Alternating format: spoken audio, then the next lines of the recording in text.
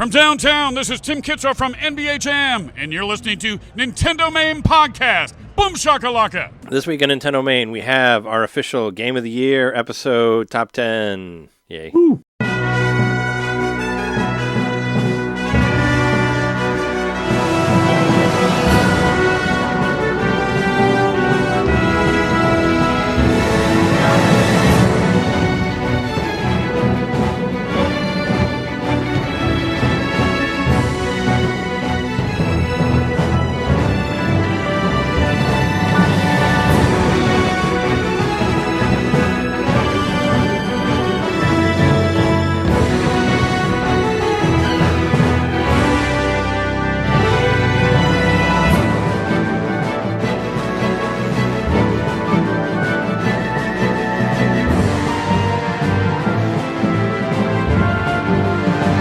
Welcome to NintenDomain Podcast, episode 452. Your place to hear Nintendo fans talk about their top 10 favorite games of the year for 2024. We are doing this on the first day of the year on New Year's Day. So, hey, here we are in 2025 talking about 2024, like all the cool kids do. Like it ever actually happened. Yeah. It wasn't just a simulation. And we are your hosts. I'm Trey. I'm a plumber now, Johnson. I'm Jeremy. So many P's this year. Mikowski. I'm John. Hey, look at these 10 games, knitter. There you go. It's good enough.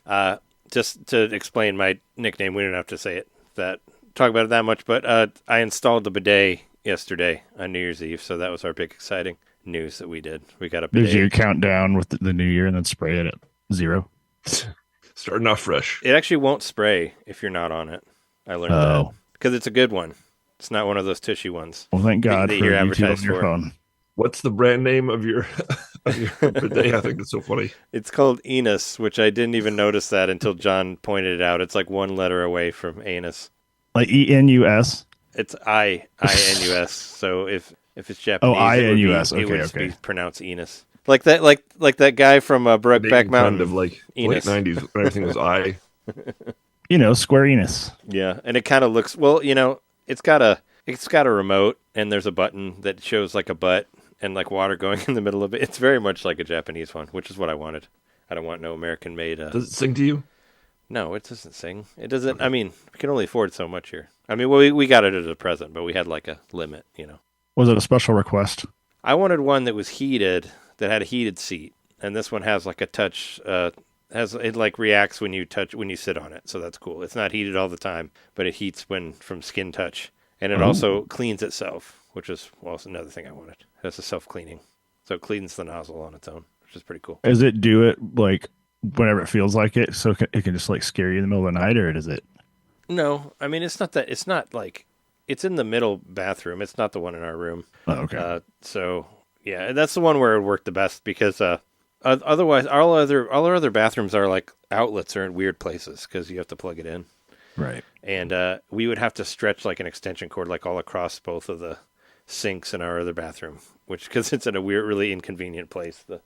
And we don't want to do that. So this one was the one that was seemed to be the best. But I had to order like a different connector because the pipe that goes from the wall to the toilet, like you basically have to disconnect that and connect the bidet to it, so the water will go through it and all that. Yeah. And the pipe that we had is it's like a metal pipe, and most of the time they're kind of like snake pipes that'll move, Mm-hmm. And all of ours are metal, so I had to buy a different one. So I bought a new one for like $5 from Amazon. But yeah, I got down in there with a wrench and unplugged, turned off the water and undid the. Are you sure pipes name's and all not that. Mario? That's what I'm saying. I was feeling like Mario there because I'm like, I'm a plumber now because I hooked up a bidet and it didn't leak. So hey, Nice. there you go. So yeah, That's pretty good. We did you that. like turn off the mains. That was my big achievement that I wanted to do. I didn't want to do it after we recorded last because I didn't want to try to do it drunk. I did it completely sober because I might get water everywhere. I think that's probably a good idea. Plus, you don't want to mess it up and then try to use it later and it doesn't work right.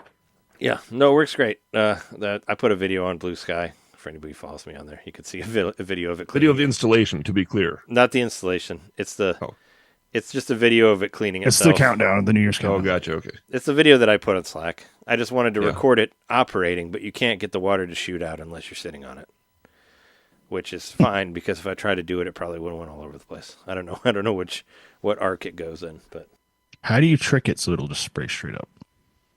It has adjustments, but it's been spot on every time. Nice. Maybe it has a camera on it or something. I don't know. With a scanner. But it's been Scanning rectum. it's hit both of us. It's hit both of us in the right spot. So Rectum not recognized. Please leave seat. It doesn't talk. Oh, well, maybe someday. I can't afford that.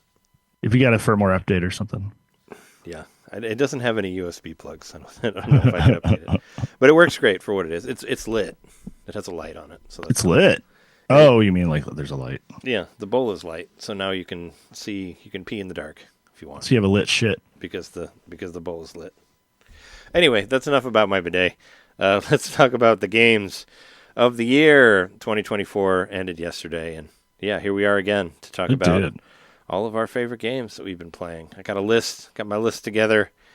I made sure and checked all of my times too, just for the fun of it, the hour times that I have on each game, just so we can mention that. But yeah, I think it's a pretty solid list on here. You know, it's I guess we'll talk about it later, whenever we get through them. But I ended up passing out early yesterday, like right at midnight, because I drank too much and ate too much. So, but I got up and put the list together at like 5 in the morning. Yeah, it's Friday, New Year's Eve. Yeah. Yeah. I don't really care. I didn't stay up. I didn't do anything. I fell asleep at 11:30. Yeah, that's like, when we were playing. Jess and I watched the rest of the What If cartoon. Oh, yeah. We finished that, and then we played Zelda Echoes of Wisdom. Oh, cool. And then just passed out when I was at the end. So I just stopped playing, and I'm like, I don't know what to do now. I'm like, I'm just going to go to bed. So I just went to bed.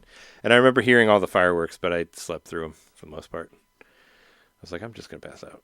Yeah, the same kind of feeling. I was in bed lying down relaxing. I was like, it's 11:30. I could stay up another half hour. I don't want to. I'm going to sleep. And you're ahead of me. You're ahead of me, too. So, because at 11 o'clock, I was like, hey, it's New Year in New York right now. Or in Michigan, too. It's Eastern time. It's New Year's. That's enough. We made it that far. It's fine. I was up till about 9. Yeah. Well, you guys went and partied and all that.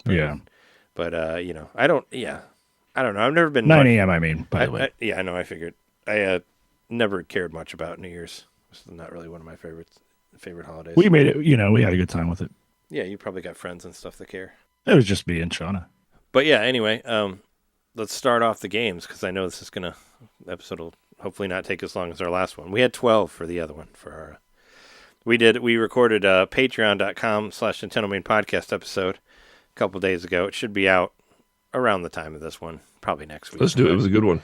Probably next week. But we talked about our we got our 10 favorite games here. We got the 12 days of shitty Christmas games, where we talked about we all requested 4 games each that we had to buy and play them, and then we'll for $1 rate their badness or whatever. Yeah, so tried to pick the worst $1 games that we could, and yeah, that was a fun episode. So that's what we did. You can check that out on the Patreon, and give us a New Year's gift by subscribing to that or something. Yeah. On the flip side, here are the best ones. But yeah, here are the top 10 of 2024. Who wants to start on this? Let's go first for their 10. Number 10. Go ahead, Jeremy. Number 10. Speaking of that list we just did, they weren't all bad. There's a game on our list that I actually ended up spending a decent amount of time with, and that is Rage Swarm. My number 10 is Rage Swarm. Oh, wow. It came out this year. It came out in November. I didn't realize it was that recently. Oh, wow. There was like another version of it that just released like last week. It might be one of those forever re-releasing games. Where it's just I think it will be, like, probably. It's like, here's the deluxe version. The deluxe version. Now, the reason this is in here, and maybe I'll just at the end we could do like our honorable mentions, but yeah, this one really barely squeezed in here. And in fact, I threw it on here because I wanted all these to be full games. So here we go. I'll just be cryptic for now on what that means. So yeah, Rage Swarm, I feel like I've talked about it so much because we just did the episode about it, but I guess for those folks that haven't heard that episode, it's kind of like if you combine Vampire Survivors with just like maybe like not Contra, but I'm trying to think of like an overhead shooter, more like Akari Warriors or something. Akari Warriors, yeah, that's a good one. and it's an auto shooter, so that's how it's like Vampire Survivor. And then you could level up a bunch of aspects of your character as far as like equipment and projectiles. You have a bomb, and then a bomb is one projectile, and then you're shooting like a steady stream of bullets depending on where your upgrade level is. And I kind of wish it wasn't on the list, but I really mulled over it, and here it is. I mean, you had a lot of games that you played. It's not like you don't have enough. I could name them all. Yeah, but I mean, part of me didn't want to put it on the list because it was on that last episode where everything was supposed to be bad. But for whatever reason, we made some mistakes in that last episode in our picks. We did. A couple of them were pretty good, actually. And sure. I said it in the episode, but it was what I learned from that episode. Don't judge a book by its cover. Sometimes a couple of them were kind of good. Yeah, I mean, you should never. This was one of them. I don't think you should ever judge a game for its price. And actually, Rage Swarm was higher than we thought. It was a $5 game, not a dollar game. So it was just on sale for $99. So it was on sale for 99 cents. But I think it's on sale a lot. It's probably one of those games that's on sale often. So whatever. So it bucked tradition in multiple ways. One of being which it showed up on my actual game of my top 10 list of the year. And I don't know. I mean, I think I pretty well summed up what it is. There's not a whole lot more to say about it. It's got a bunch of levels. There's bosses. There's upgrades. The bosses and upgrades. Quote unquote hostage protection, which is really just their way of a time survival challenge. Yeah, I actually really like that you don't actually have to protect them, because I always hate those missions so much. I always hate. No, they just stand off to the side and they're safe. Yeah, they can't get shot, so which is good. So yeah, it's just like survive an amount of time, and that's protecting them, but they can't get killed. So I appreciate that. Makes it less annoying. But yeah, I don't have anything else to say about this. Move on. Rage. I enjoyed the game more than I thought I was going to. And I thought it was a fun one. Just kept my attention. I like picking up the different weapons and stuff. Same as you in Vampire Survivors, but I think this game differentiates itself from Vampire Survivors in a lot of ways. More than a lot of those other Vampire Survivors clones do. This I wouldn't even call this a clone. I would call this like it takes some of the same basic mechanics and kind of offshoots and does its own thing. It's well worth it. It's usually $5, but as Trey said, you can often find it on sale for $1. Yeah, there's like a complete edition now that's like $250, like as of right now. So it's still dirt cheap. So that's worth it. Try it out, I guess. Even though it's probably free on phone. It's probably free on the phone if it exists on there. I'm sure it does. But yeah, it's a game. It's a game that came out this year that we all played. It was okay. Yeah, it was actually the first one I played because it looked like it might be all right. Just the first one I played of the shitty games. It helped ease me into the other crap that was in there. Maybe give you unrealistic expectations. Well, I mean, that was the only one I played for a full hour, so I'll give you that much. Even though I was like, I'm going to play them all for an hour. That was the only one I played for the whole full hour, was Rage Swarm. I'll go next. My first one, my number 10, is a game that I haven't played much, and had I played it more, I'm sure it would be higher on the list. It's Yakuza Kiwami. Nice. I figured it'd be in there somewhere. That one was actually honorable mention for me. It was going to be in my list, but there was another game that snuck in there last minute. I always got to have that one last minute game that I get that makes it too high in the list. So that's surprising. Now I'm glad that I put it on there because I was sure you were going to put it on there. I was still going to honorably mention it because it's obviously a big achievement for me because ever since the Switch first came out, I've been saying, hey, we should put Yakuza on this thing. Like, I made a video for for Corey's show, for Boss Rush Games. They're having like an award event thing, and I'm like a video guest on it or whatever. But in the video, I of course I mentioned Yakuza as a big game of the year for me because the first time I was ever on Nintendo Pow Block, their Nintendo show, they asked me what game I wanted to be on Switch, and I said Yakuza. So that was like 6 years ago or whatever. So I mean, it feels nice that it finally made it, even though like.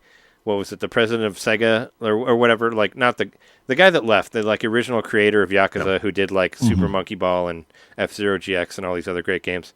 I think he said he called Nintendo like a toy system, and he said that Yakuza was too mature for it or whatever. He totally like slammed the system, and but he's out of the company now, so they can be like, hey, why don't we put it on Switch? And it did really well. So there you go. But yeah, what did you think? I know you played a little bit of it, but what did you think of it? I mean, it's on your list, so you might have sort of liked it. Yeah, I like it. It's it feels like a 3D River City Ransom, and I like that game. You're just like you're going around a city beating people up and gaining XP and all that stuff. That's the best and simplest way I could describe it. It's a 3D River City Ransom set in Japan. I like the Virtua Fighter style fighting. It brought me back to Shenmue, of course. Shenmue, developed by the creator of Virtua Fighter. And did he have some involvement in this? Yu Suzuki in Yakuza? I don't think so, but I don't know. But it's like some of the same team worked on Shenmue worked on Yakuza. Isn't that correct? Possibly. They feel very similar. Possibly. I actually bought Yakuza for my niece for Christmas also. Yakuza Kiwami. Oh, wow. There you go. So I bought, well, there's no physical copy of it, but I bought her a digital code for Switch, and I printed out the cover of the game and wrote it on the bottom and like wrapped a piece of paper. I saw a thing. That was nice of you. I saw like a picture on Facebook where everybody was like, now that there's digital codes, you can't wrap anything. And I was going to be like, oh, yes, you can. You can print out pieces of paper and wrap them, because that's what I've been doing for years. Nice. Because my mom, I always buy my mom like year-long subscriptions to streaming services or whatever, because that's what she wanted. Like I bought her like Paramount Plus for like the past couple years, and she wanted Apple Plus, so I bought her like $100 Apple gift card or whatever that would cover like a whole year. And I'll just print it out like with I'll just print out the card and wrap it and be like, here, so you have something to open. So I've been doing that for a while. That's what you do with digital stuff. Nice. Or you can just text it to your friend like I did for Jeremy. But, when you have a setting where there should be like gifts and stuff, I printed out a picture just like the cover of Kiwami. I thought about, I was going to get her I wanted to get like a Kiwami toy or something and put like the code on it, but those toys are expensive. So I didn't do it. I found one, they have these little duck toys that are like modeled after different things. They're like rubber duckies. I don't know if you've seen these, but, there's one that's Kiryu that's like holding a bike. Like it's a rubber ducky that has the suit on that's holding a bike that's about to break your face with the bike. And I thought it was fucking hilarious. I almost bought one for myself just because I thought it was really funny. But yeah, you can get Majima ducks and like, different Kiryu ones. And I found a bunch of weird Yakuza stuff when I was trying to find like a physical thing to wrap. But I was like, I'll just print it out and just do it like that. Yes. Did you get her impression of the game? I don't know. I don't think she's played it yet. I just gave it to her like a couple days ago, so she may have not. As far as I know, she hasn't played it yet. But they had a lot of plans, family plans and stuff like that. I was just at my sister's house on Thursday, the day after Christmas, so I don't know if she got to it yet. But it was always something I wanted to get her back in the day. When she was really into anime and all that, I was like, oh, you should play this cool Yakuza game. But it was only on PlayStation. I mean, at the time, I had only played it on PS2 and PS3, and then nobody had any PlayStations there. So, but I was like, now it's on Switch. I can get it for her on Switch, so she could play it on her own, and she doesn't have to use the PS5 or whatever, or their fiance used it or whatever. So, yeah, Yakuza, it's a great game. It's like I said, it's the honorable mention for me because it's a great achievement to finally get Yakuza on there. I hope they put like the 12 other games or whatever. That's there's a lot of them. Put the entire franchise on there eventually. I'd like to see 2 on there because I never really played the remake of 2. And on Yakuza 2, you get to punch a tiger in the face, which is pretty amazing. I remember doing that on PlayStation 2. So it's got a lot of fun moments like that, So I want to punch a tiger on Switch with Kiryu. But yeah, you want to move on from there then? Oh, I did want to say I forgot to mention it, but my hour count for Rage Swarm was more than 10 hours. Yeah, I saw that. You played it a lot. And I think that's probably accurate. The guy who did the soundtrack for Yakuza 1 is actually the same person who did F-Zero GX. Speaking of things. But no, I don't see that guy's name on it at all. For the beginning Yakuza game has only one creator on it. So I don't think it has any association with Shenmue aside from being from Sega. I'd look at your time, but I think you made it private again. So you can't look at it. Private, see? I thought you played it for a few hours, for like 2 or 3 hours. I thought was what your count was on that. Are we good to move on then? Yep. All right, my number 10 is actually similar to Yakuza, but it's not Yakuza, but it's close to it. And my number 10 is a game called Fading Afternoon, which was created by Yeo, who, disclaimer, did actually give me the code to this, which is pretty awesome. I talked directly to the developer, and he did send me the code to this game. But I'm a fan. I was already a fan. I was a huge fan of Ringo Ishikawa, Friends of Ringo Ishikawa, which was my number 10 whenever year that came out. So I was already a huge fan of his.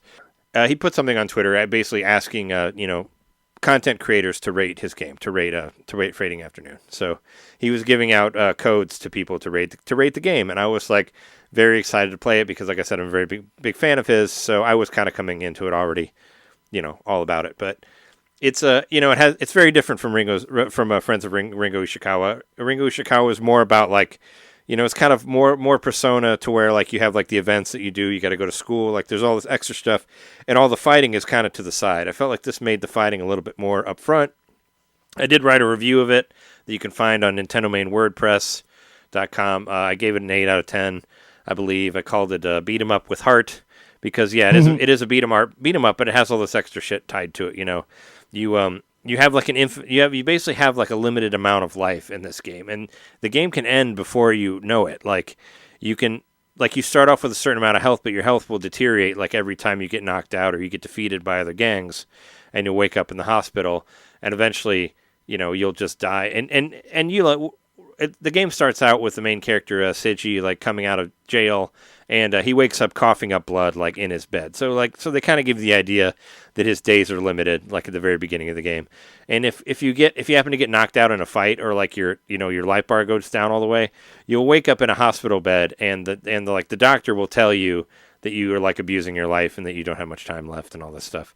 And every time you get knocked out, you lose life. Or like if you go out to the bar and you stay out to the bar and you pass out at the bar, you lose life too. Like there's all these different things you can do to like limit your amount of life that you have left in the game. And yeah, the idea is to basically, try to take over all of the different Yakuza gangs. And there's like you go to a screen where you're on the train, and it shows all these different locations and like who owns each one, and you basically go and pick fight with people. And if you beat enough people, you actually get to hunt down the mob boss, and you have a gun that you have, and you can go and shoot them wherever they're at, or you can punch them wherever, shoot them like in public, and then you'll take them out, and that'll be done. But if you can't control all of your territories that you have, someone will kill you on the train, and that will be the end of the game. And then you have to start from the beginning. Like there's no like save, there's no save scumming. There's no like different reloads or whatever. You got one save point, and that's it.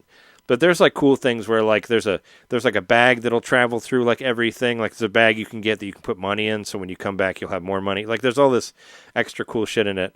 They just put an update on there actually that now you can do retries if once you get beat. Like instead of just going straight to the hospital, they give you a couple retries to play again, which is helpful because, like I said, the game's pretty hard.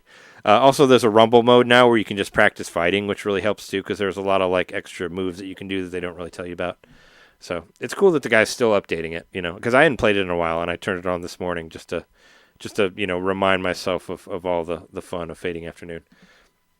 But yeah, it's a really good, like I said, it's a beat 'em up, but it's like, what if a beat 'em up was like not just a belt scroller, it just had all this extra story and characters, and there's a bunch of different pathways you can go through. Like I like kissed the doctor, which I didn't think you could do that. Nice. Like that was something I never saw. Or like there's like a hostess bar you can go to, and if you go to there enough times, you'll run into your ex-girlfriend there, and she'll break a bottle over your head. Which will also take health away from you and whatnot. But yeah, there's different things that can happen depending on where you go at what time. And there's I remember there's a part that the main guy, whoever your boss was, he'll tell you like, hey, your friend came out of prison today. And if you go to the prison, you meet him. But if you don't, you never will. If you don't meet him like that day, he won't be there. So like there's a lot of stuff that's specifically day oriented. And like you stay at a hotel. You have a hotel room that you stay in, but if you stop paying for the hotel room, you'll sleep on the street. Like they'll kick you out. You actually have to like pay for your hotel room to a certain amount of time. Otherwise, you'll wake up on the ground. Like you wake up on a bench somewhere, and you have a beard that grows that you can shave. Like there's all this shit in there. Like he kind of went crazy with all the details, and the sprite work is incredible. Like the animation is really good. There's still a button to smoke cigarettes, like you can in Friends of Ishikawa, which is awesome. Whenever you beat a gang, like in a level, he kind of like squats, and if you press B, you can pull a cigarette out and start smoking, and you can flick it. And you have a limited amount of cigarettes too, so you got to buy another pack when you run out.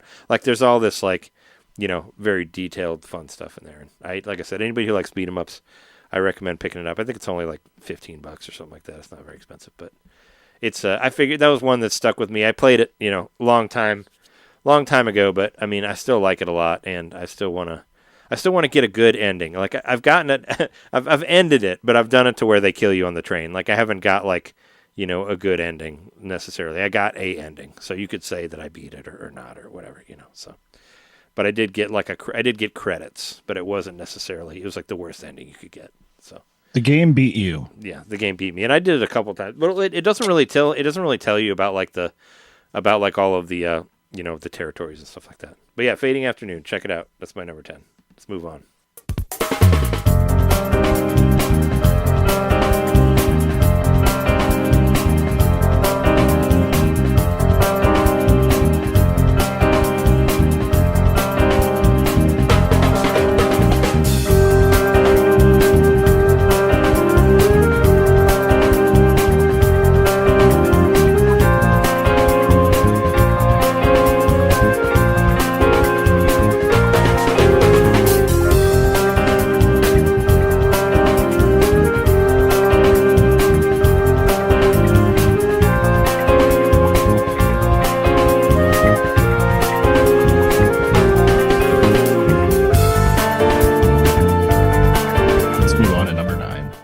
So for number 9, I've got a game I need to spend more time with, but I've played it enough to know that I like it, and that is the Prince of Persia game that came out this year. Oh yeah, that game came out. What's it called? The Lost Crown. Lost Crown. Yeah. Yeah. It's a good game. It's a nice Metroidvania. It's got some quality of life improvements I think are really cool, where you can take a picture of a puzzle and come back to it later, and you can actually look at a photo of it on the map. Yeah, that's like that's like such a like well duh thing, but that should be in like every Metroidvania now. Yeah. After that, like it's and you can see exactly what it was that you were trying to find that's out of reach or whatever. That's cool. And it's on your map, so you can see it at any time. I will say it's not easy. It's not an easy game, Maybe the very, very beginning it feels like it's going to be. And then once you actually start fighting enemies where you have to parry and stuff, then you're like, oh shit, it's kind of hard. Dodge, parry, counterattack, all that fun stuff. Lots of jumping, lots of platforming. And I'm and it's definitely a Metroidvania because you get, you unlock new abilities as you go. So that makes the game bigger in scope the more stuff you unlock. It does. I like it a lot. Trey, you've played it and you really enjoy it. You kind of got burnt, but you enjoy the game.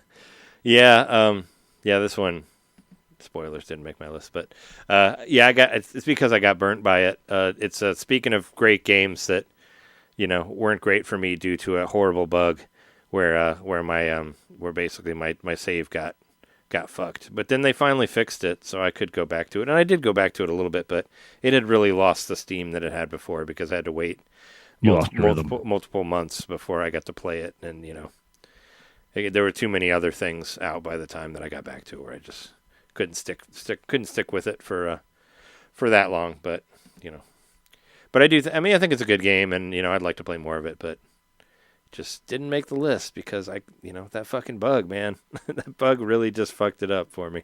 And I bought it like when it came out, so I was really high on it. But when it kind of forces you to stop the game like that, it's kind of not fair. So.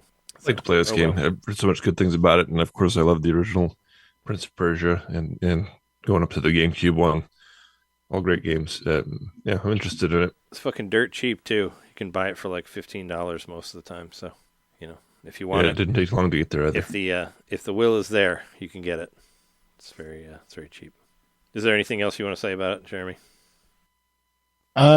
Just that I intend to go back to it. I would like to finish it someday. If nothing else, I want to get some more. I want to unlock some more of the abilities just so I can experience more of what the game has to offer. So I recommend it. It goes on sale all the time. It's Ubisoft, so their shit always goes to rock bottom prices fairly often. That's how they kind of screwed themselves over, I think, with a lot of stuff because people know that it's going to drop in price quickly, so why pay full price for it, And what, the studio doesn't exist anymore that made it, or they just team of people? They disbanded them. I don't think they necessarily fired them, but they broke them apart and put them on different projects, right? Yeah.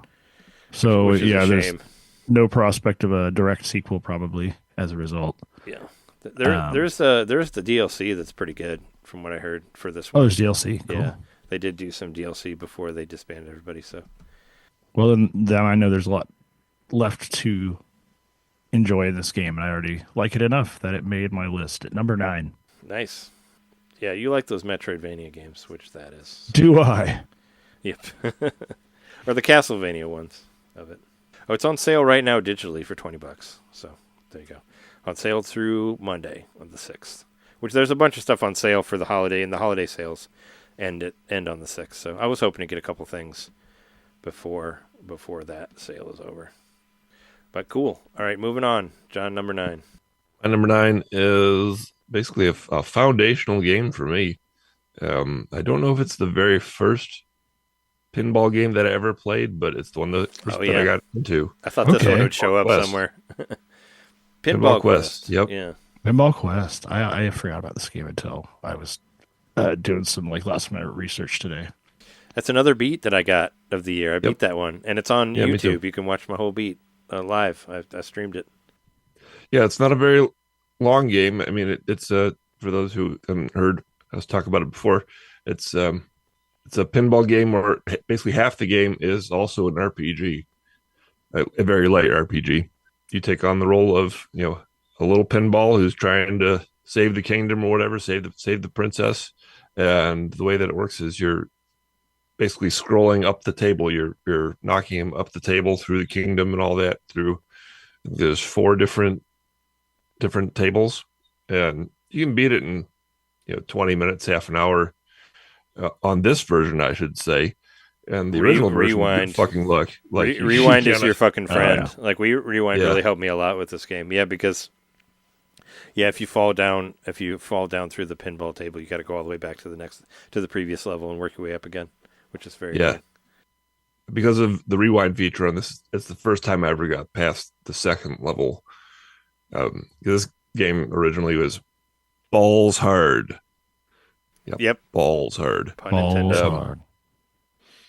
But I mostly, growing up, I mostly played the other half of the game for that reason, which was just a selection of 4 different pinball tables that you can try out. Regular video pinball, which is on there. I think it's a great pinball game. Like there's like a circus one, right? There's like different. The circus one. There's one called Pop Pop, which is like a 1950s diner. Pop Pop. I wish I had that sound effect. Pop Pop. You guys don't know. That's what I call my grandpa. It's from. I could. They use it on Video Game Apocalypse, but it's from Community. This guy Magnitude says Pop Pop all the time on the show, and everybody claps for it. But anyway, yeah, Pop Pop. There's a golf level. Yeah, there's a golf one too, right? Yeah. Yeah, I think that's it actually. I think that's it. In any case, Pinball Quest, really good. And I think you can get it for $5 if you like pinball. If you like old NES pinball, this is a great one for you. And I think also it feels good. It just has a good feel to it for a pinball game.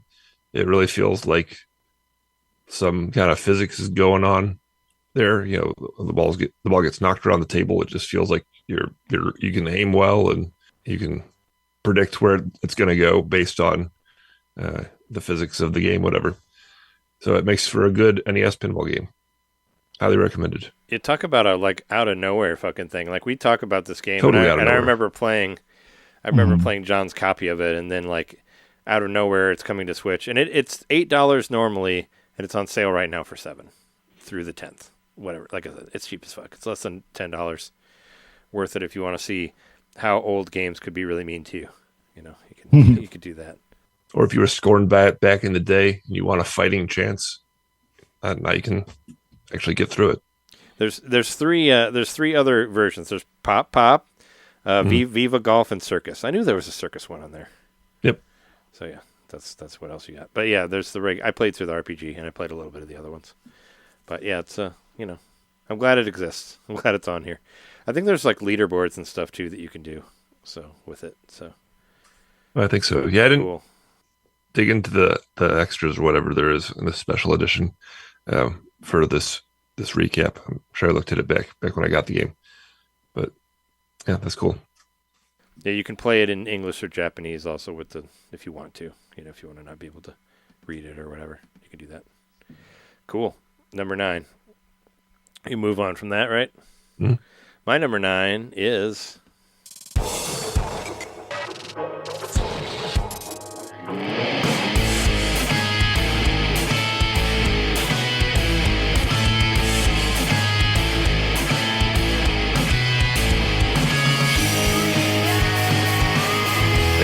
That's right.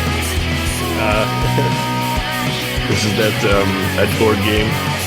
Yeah, that's right. It's Slayers X Terminal Aftermath Vengeance of the Slayer. I'm going to miss saying that title. But I beat this game, actually. I beat it. I really wanted to beat it before the end of the year, and I did. I got it all the way through to credits. That final boss is a fucking asshole, but I made it, finally. It took me a minute. It's just the boss was a major like bullet sponge or beam sponge, as it would, because when you get to a point in this game, you get this giant, what is it, the Ziv blood beam or whatever that you can do. That's like super over OP, but I had to shoot this guy a lot.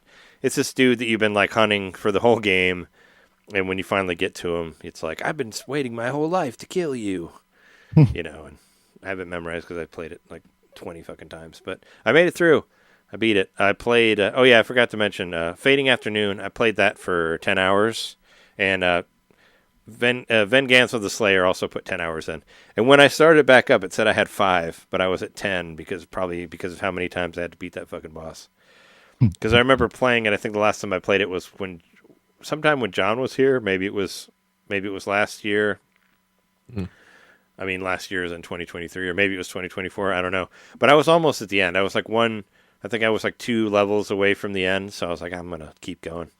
This one just barely edged past Postal Brain Damage, which we also got a code for on that one. These two are kind of going back neck and neck, and they're both super edgy. Yeah. They're both super edgy, but the reason that I like Slayers X a little bit better is the edginess kind of makes sense because it's supposed to be this old video game that this kid made back in the days of Doom, so it's supposed to be like a Doom mod that you made. That's supposed to be made by a teenager. Yeah, it's made by a teenager, so it has all this like his parents get killed and his girlfriend gets killed, or his girlfriend gets like turned into a werewolf and then killed at one point, and he has this. I think the person that you kill like might even be like your stepdad or something. I don't even know. There's some relationship with the guy that you're fighting and all that, but.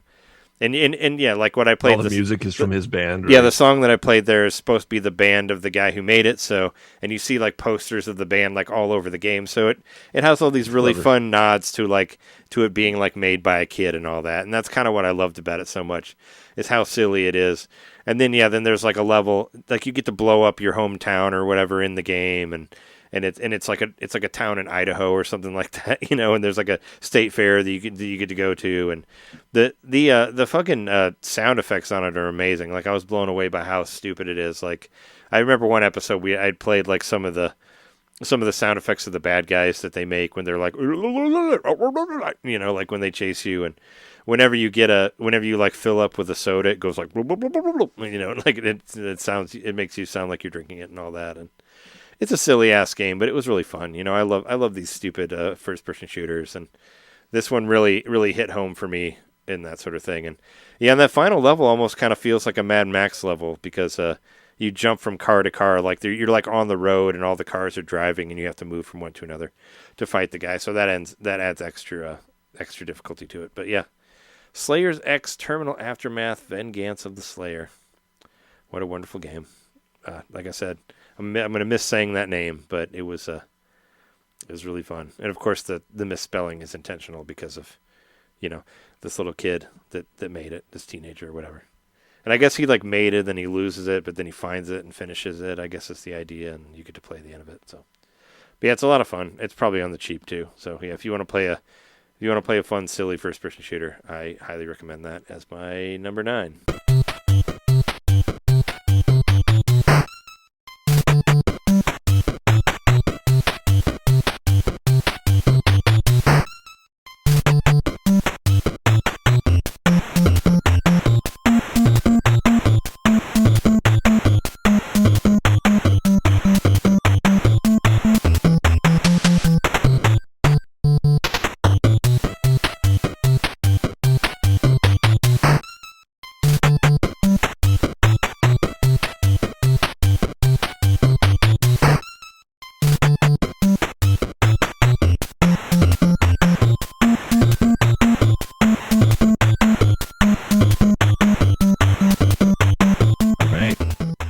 looking here. Number 8. Number 8 is its very own game. They're all their own. It is technically DLC. Side Order. The Side Order you got me. Oh, cool! You got to play it. Nice. Slayer's X is also on sale for $11 right now through the 8th of January. So we're doing like all of our games are on sale. So if anybody wants them, they're all out there for on sale. I know Yakuza's on sale too. I think it's $15 right now on Switch. So great deal. But yeah, Side Order. What do you think of it? Well, for one, I won't be able to tell you how long I've played on it because it just accumulated onto my Splatoon 3 time, as far as I know. Yeah. But I really like it. I was feeling a little overwhelmed at first because, it's another roguelike, but turns out it's great. It's another roguelike. That's a good thing. And the grinding on this kind of makes a little bit more sense to me, I think, because you unlock stuff that you can kind of like slot into your thing, right? To like give you kind of upgrades like through each. Yeah, run. It permanently makes you stronger going into each run, whether that be making you have more lives or making you take less damage. And there's several things. Like the more levels you play, the more the options become unlocked for the first like 10 runs or so, I would say. So I've played several runs to the point where I can get through. Splatoon has always been a really fast-paced game, and I think this keeps that up. You're generally going to get through each of these challenges in less than a minute. There's some of them that are called, like, I don't think the word's tedious, but it's something like that. They're like the highest level challenges. Those ones can take a couple minutes, depending on how well you know the challenge.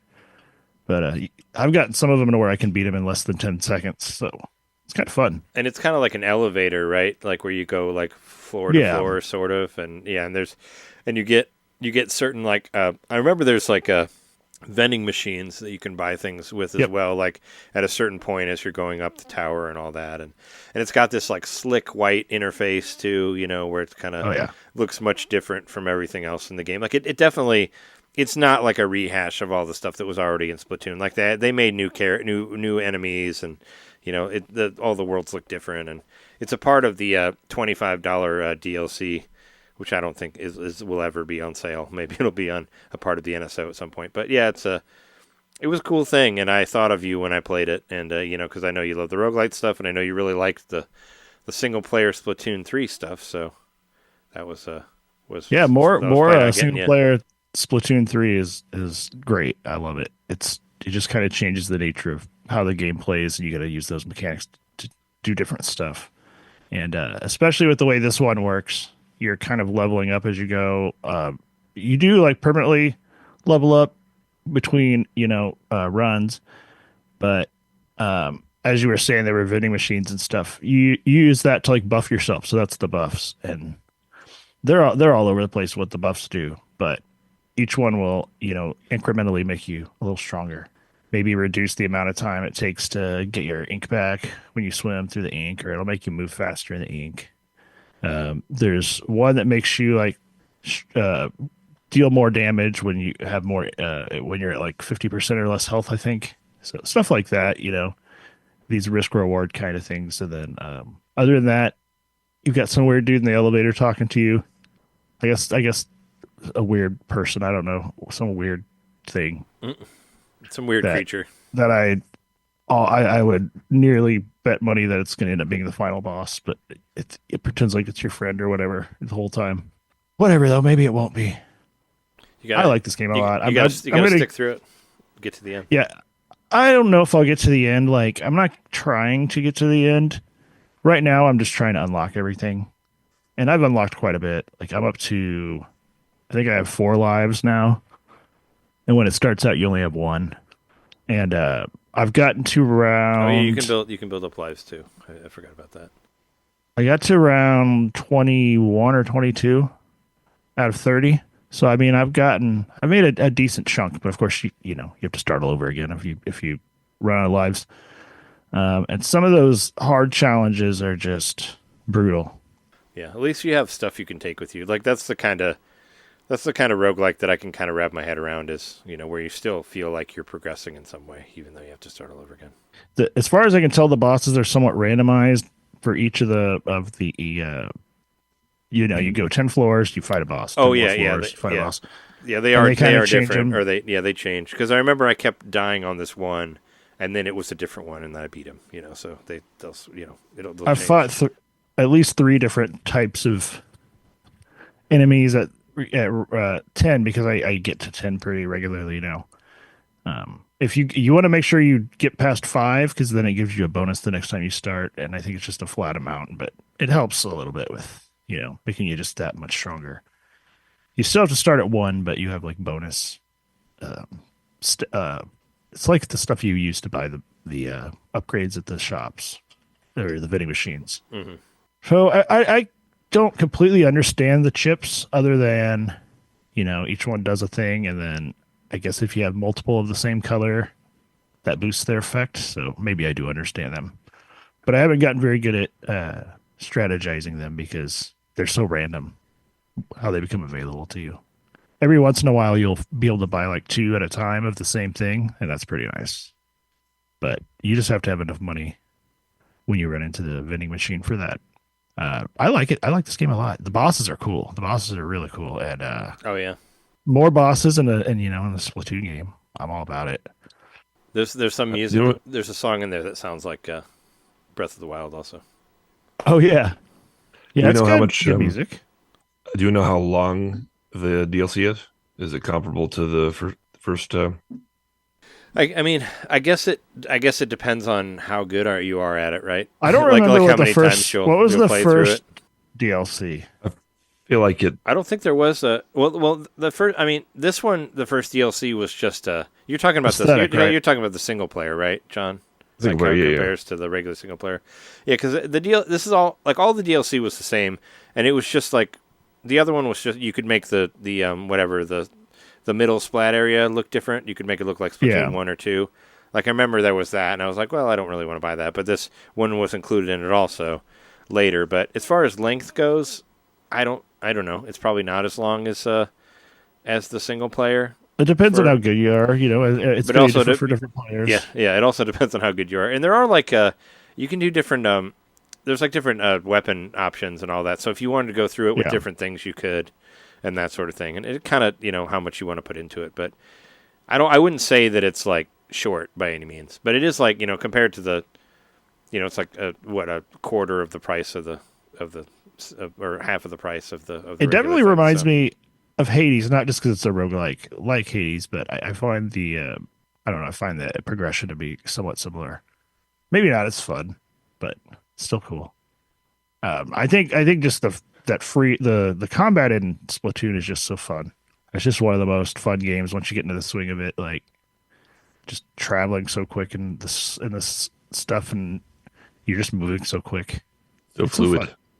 Very fluid. Yeah, I need to try it again. Like I played it for a while and I kind of got a little frustrated with it, but I was enjoying it. But I need to go back to it and see. I will say Find any unlocking better. new weapons, which I think they call pallets. I think that's what they call them. You can download or you unlock a pallet by getting a key, which you get the keys at like each of the 10, 20, I think, and 30. With the bosses, right? Or from the bosses. Right. Yeah. But if you've already gotten the key at 10 with a particular pallet, then you're not going to get it again when you get back there. You have to get there with a different weapon. Oh yeah. They do that. I remember that. And you need the keys to unlock more pallets, so it really kind of keeps you on your toes of not just using the same thing all the time. And at this point, I have 3 things. I have 3 different pallets to choose from, and I would hope I could unlock some more soon. We'll see how it goes, because you are just ever so slightly stronger each time you go back. That maybe I'll make it to 30 this week. Probably not, though. Yeah, that's what I like about it. Where you do, even though you're going back to the beginning, you still feel like you progressed in some way. Yeah. Which I know, like some, that's a good roguelike, I think. There is a story here, but it's, I don't know, it's whatever. It's like this evil artificial intelligence wants to turn the whole world into like a blank, sterile landscape in like colorless or whatever, something along those lines. That's why everything's all white. Why it's all like monochrome. I kind of like to look at it though because it's so different from Yeah, the it regular looks stuff like you would see. the Nintendo DS Lite, Yeah, like the old DS Lite. like that aesthetic. Cool. Very futuristic and very sterile, like one of those dystopian futures we've imagined before. Like THX 1138, George Lucas's first movie was all white. Everything was white in that one. That's the first time you ever heard the name Wookiee is in that movie. There's a part where on the police radio they say, "I think I hit a Wookiee." That's what they said. Oh, They don't say what it is, but they just say the name Wookiee in there. So I think they added them in later too. There's like a Lucas version of it with a bunch of CGI, which is just like, why, Oh, man? no. Like, stop destroying your movies. Even your first fucking movie that you did in college or whatever.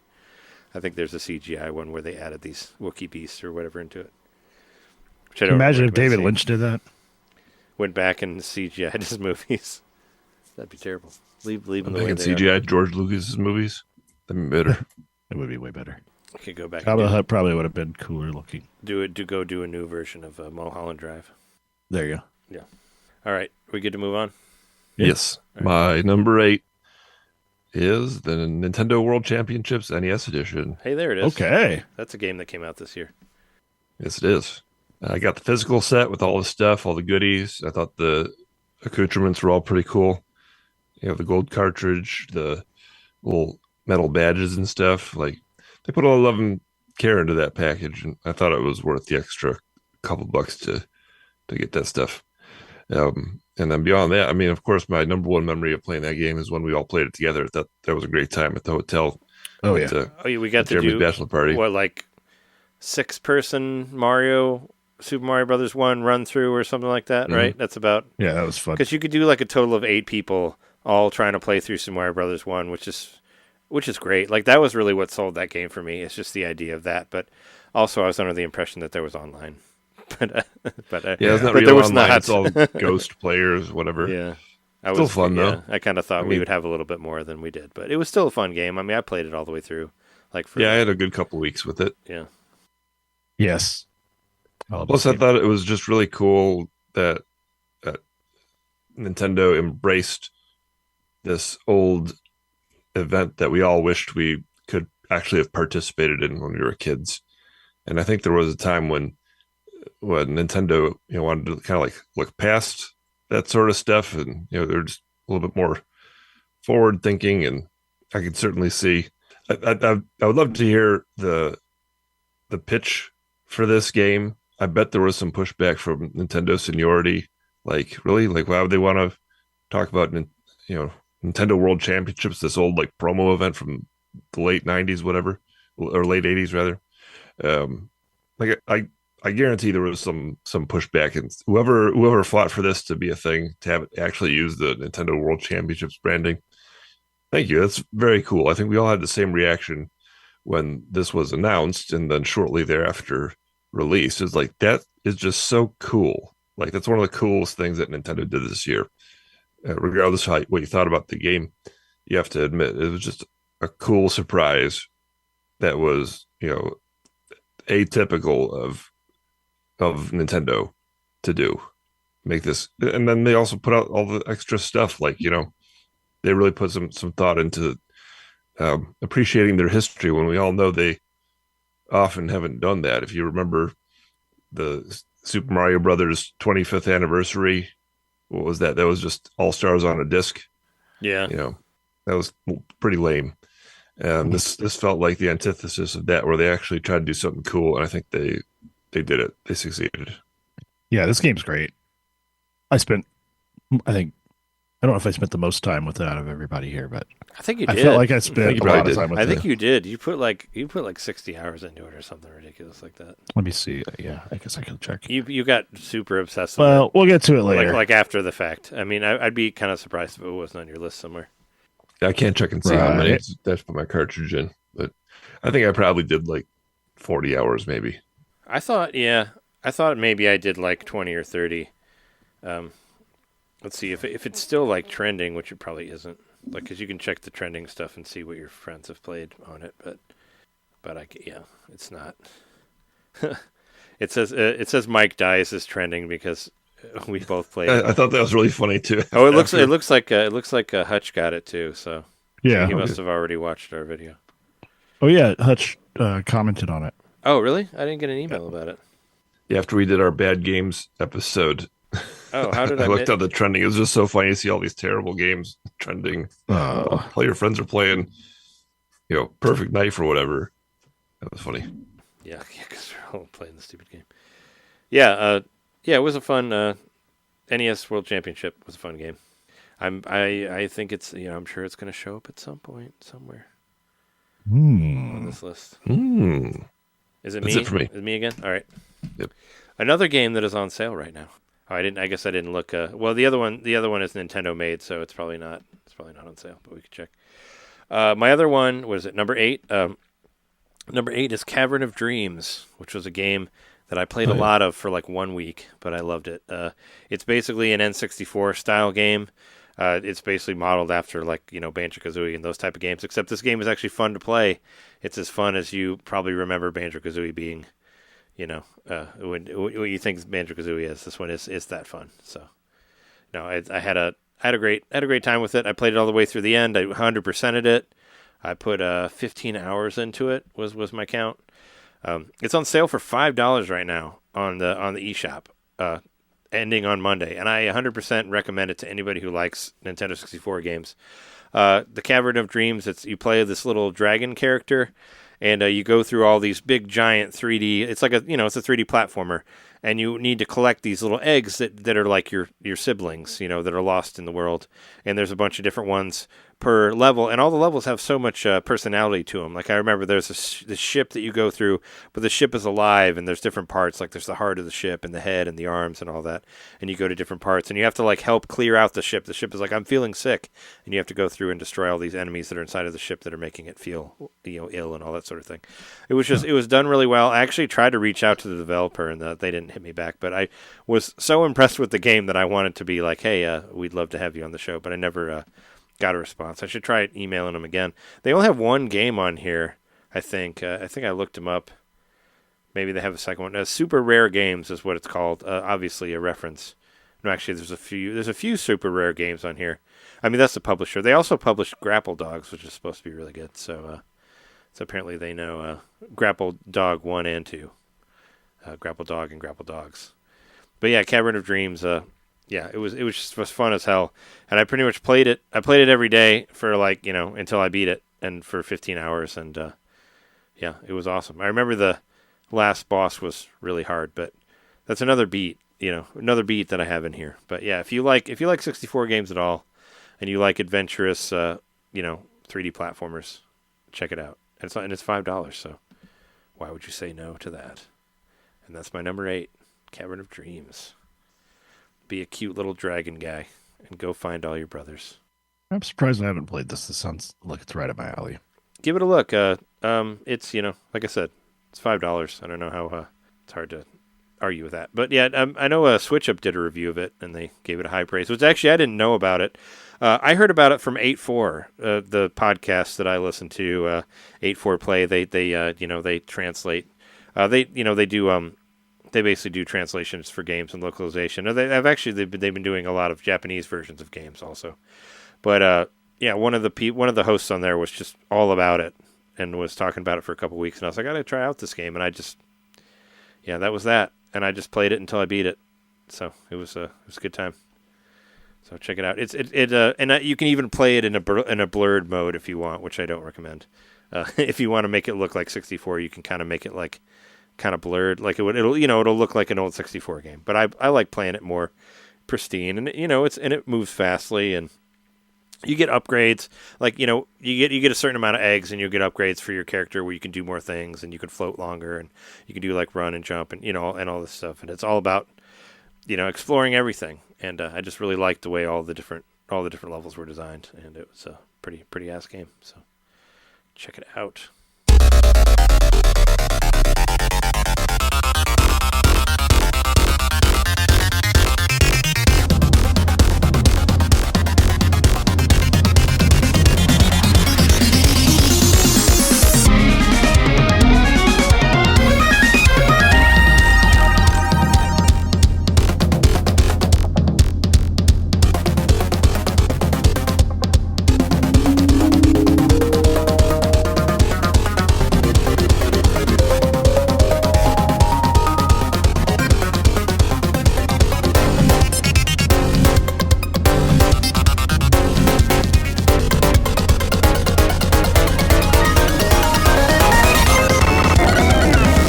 Number 7. Number 7. Another game I have trade a thing for. Super Monkey Ball Banana Rumble. Oh yeah, I was wondering where that. I actually was be beat this one. List. I beat it. I got through the full single player mode, at least to the first set of credits. Yeah, I beat it too. And I liked it a lot. I thought it was fun. I thought it was challenging, as all Monkey Ball games are. But I thought that with the dash mechanic, it was a little more fun, because that just added that little extra bit of oomph you would need to get up a hill. Or a lot of times you could use it to skip half of a level or a whole level if you did it right. And I appreciate that kind of stuff in Monkey Ball. It's bright and colorful. You know, it looks like the Monkey Ball I remember from the GameCube more than they kind of like changed the whole design of them on the Wii. But I really like it. What can I say? It's been a while since we had a great Monkey Ball game, I would say. It has. It's been a long time. The Wii one was okay, Banana Blitz, and they did a remake of 1 and 2, but it wasn't quite there, I don't think. But this game was solid, all the way through. It was cool. Yeah, it was cool enough, but it wasn't. I don't know. It didn't feel exactly like the original ones. Especially, I don't know. The bowling felt weird, but. Incidentally, I got my nephew Banana Blitz for Christmas because it was on sale on Amazon. Oh yeah, and it was just fun to watch him open it up, and he didn't know what Monkey Ball was. I was worried that he might have it already, but he didn't even know what Monkey Ball was, and so now he does. Yeah, you probably could have got Banana Rumble for real. I mean, it was on sale for on physical though. Yeah. Oh, it was. It might not. It was for Black Friday. Physical was real cheap. Yeah. Okay. Maybe not anymore. I don't know. I haven't looked. Thankfully, I lucked out and I was able to buy Jeremy the Super Deluxe Edition with all the extra shit. Yeah, I could be the dude from... You can be Sonic. You can play as Sonic if you want. Can I be from the guy from Yakuza? Oh, Kiryu? Yeah, I think he's in there too. I think the guy from Persona's in there too. I think they put a bunch of people. Oh, Joker, yeah. Yeah, I think they should bring the Metaphor for ReFantazio, because that's a Sega game too. Bring that in there. They should. Yeah. Sega had a hell of a year, really. This is, including possibly this game. my favorite Sega franchise, straight up. Yeah. And this is a great game in that. To put it up there with the first two, I would say, is it's on par with them. The only thing that I wish it had, was Monkey Target. And I said that when we talked about it. That's the only thing I'm missing, because a good Monkey Target in this would be the icing on the cake. Yeah, I would love to see a good banana. A good good online Monkey Target where you can play randoms, with like a leaderboard, and that would be awesome. Maybe they're still updating it. Like I turned it on just to see how much I had played it for, which that might be spoilers. Whatever, it's on my list. If it wasn't on my list, then it'd be weird because I love this game. But I booted up to see how long I played it, and it updated, and I got Sonic and Shadow Monkey Balls already on there, and a whole bunch of extra shit, and they're still adding stuff to it. There's a first person mode now, which I don't know why you'd ever play it like that, but you can do that. But I played over 15 hours of it, so yeah, me too. That's what I was at too. That's a good meaty chunk of time for a game like this that seemingly only has one trick of its up its sleeve, but there's a lot to it. It's the mechanics they introduced, and some of there's bizarre things in there that every good Monkey Ball game has, where you're going through portals, or I don't know. There's just big, crazy things chasing, pushing a giant manhole, pushing a giant manhole, which is not. Yeah, that was neither of our favorite parts of the game, but that's just one. That's just once. You don't have to do it again. Yeah, it's got 200 plus levels. You beat it at 100, and there's another 100, and I think they added another 100 too, because they added nightmare hard levels. Yeah, and you can do instant. It saves all of your finishes. And you can beat every level 3 times. You can go through it once. You can go through it again and get the golden banana. You can go through it again, do the time attack. It's infinitely. You could play it. You could play this game forever, for a very long time if you wanted to.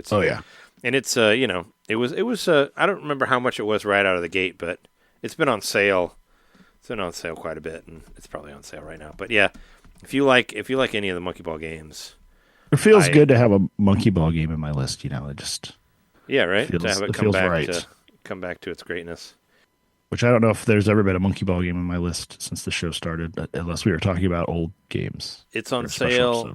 Yeah, I haven't loved the Monkey Ball game this much since the GameCube one. So, and it is half off right now. It was $50 at launch, and it's on sale for $24.99 online. So, once again, till the 6th of January. So, if you like what we're saying here about Super Monkey Ball Banana Rumble, go check it out because it's great. And I couldn't even believe it's a Nintendo Switch exclusive too. It's not on anything else. So they 100% made it run, made it from the ground up for Switch because that's the only system that it's on as of right now. So, and it's pretty. It's smooth. I never noticed any kind of slowdown or anything. I think that would really interfere with the gameplay. It's beautiful looking game. It's a beautiful looking game, and like the story mode, like I thought the story mode was quirky and fun too. Like I don't know, it kind of reminded me of old school times of Dr. Badboon and all that. So it was a great game. I had a lot of fun with it. Ready to move on? Number 7. Yeah, we can move on. My number 7 was originally further up on my list, but I decided, I just haven't played it enough.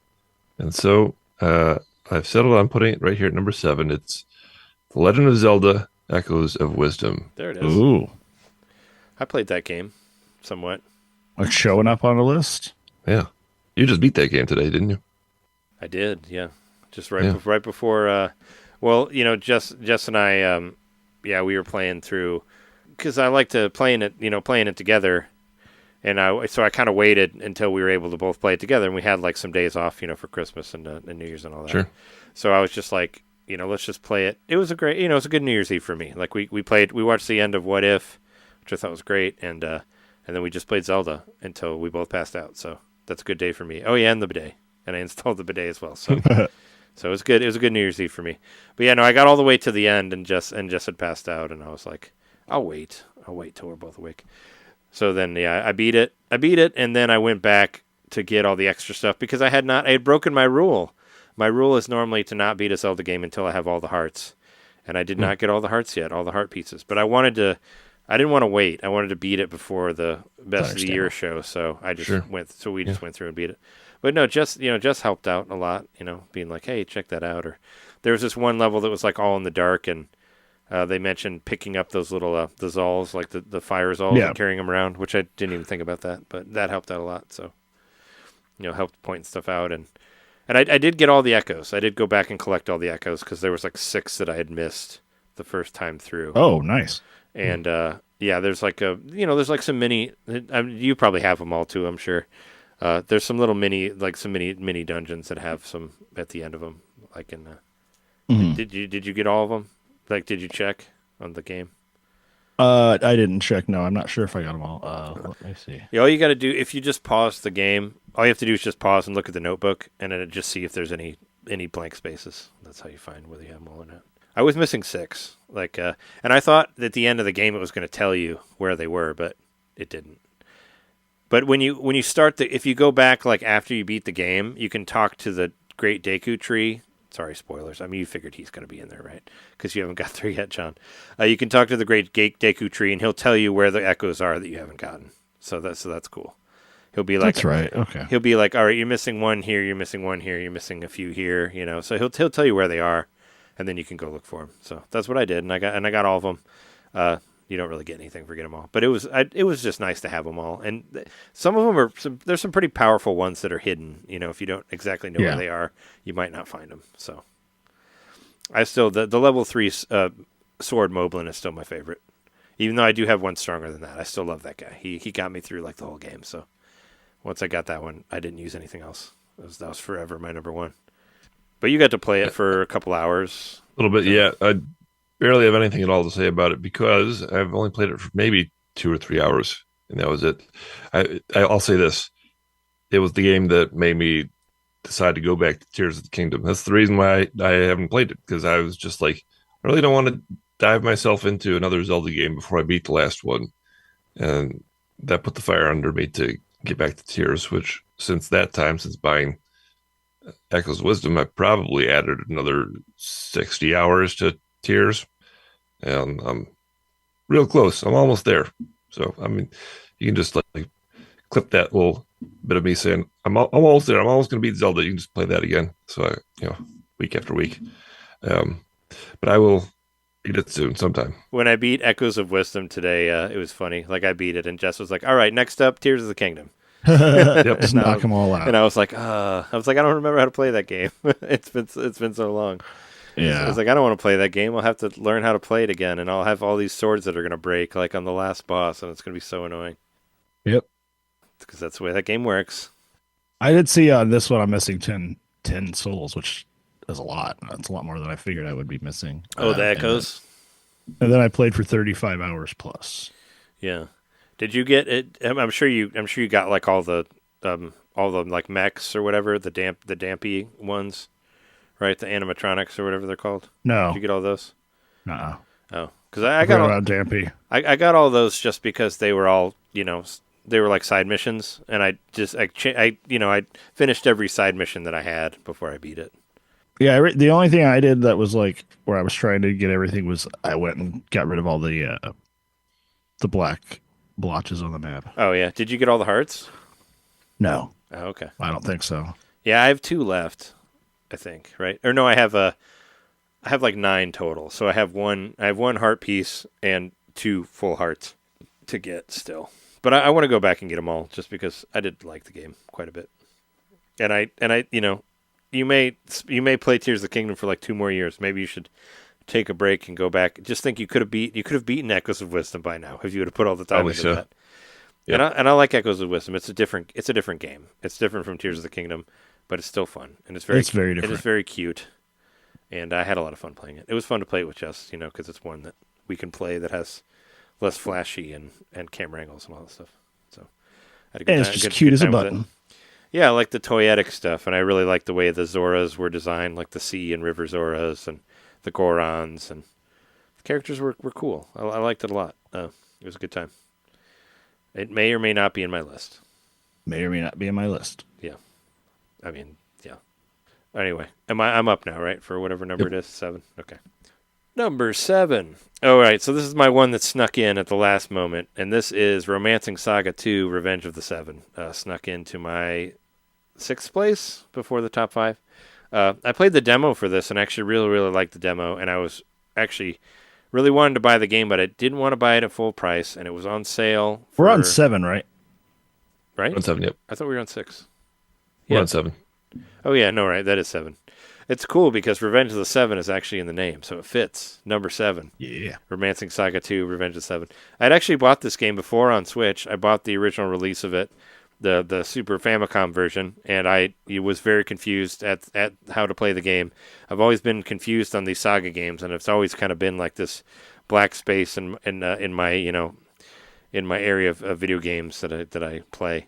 And I always really wanted to get into it. And this one got really good reviews. And I played the demo, and I loved the demo of it. So I was really looking forward to getting it. I didn't want to pay $50 for it, but it was on sale for $37 for Christmas. And I bought it. That was my Christmas game. And this game was my therapy game while we were playing the shit games. I'd play the shit games for a couple hours, and then I'd go and play Romancing Saga 2, and it would make everything better. I don't know. If it ever ends up free on PlayStation Plus or something, you should check it out, Jeremy, because you'd like it because there's a lot of grinding in it. But the grinding makes sense. I actually really like the way it works, and it seems so like profound. But this is a game. This is a fucking Super Nintendo game. It's like things that you're like, oh my god, games still don't do this, but this is really cool. Everything is based off of what you do instead of like just straight leveling up. So if you want to if you want to be good with swords, you got to use the sword a bunch, and you'll level up your sword like that. Or magic or whatever. But also, the other thing that's interesting about these games is you have life points. So you have a certain amount of life points, and when you run out of life points, you die forever. There's permadeath in it.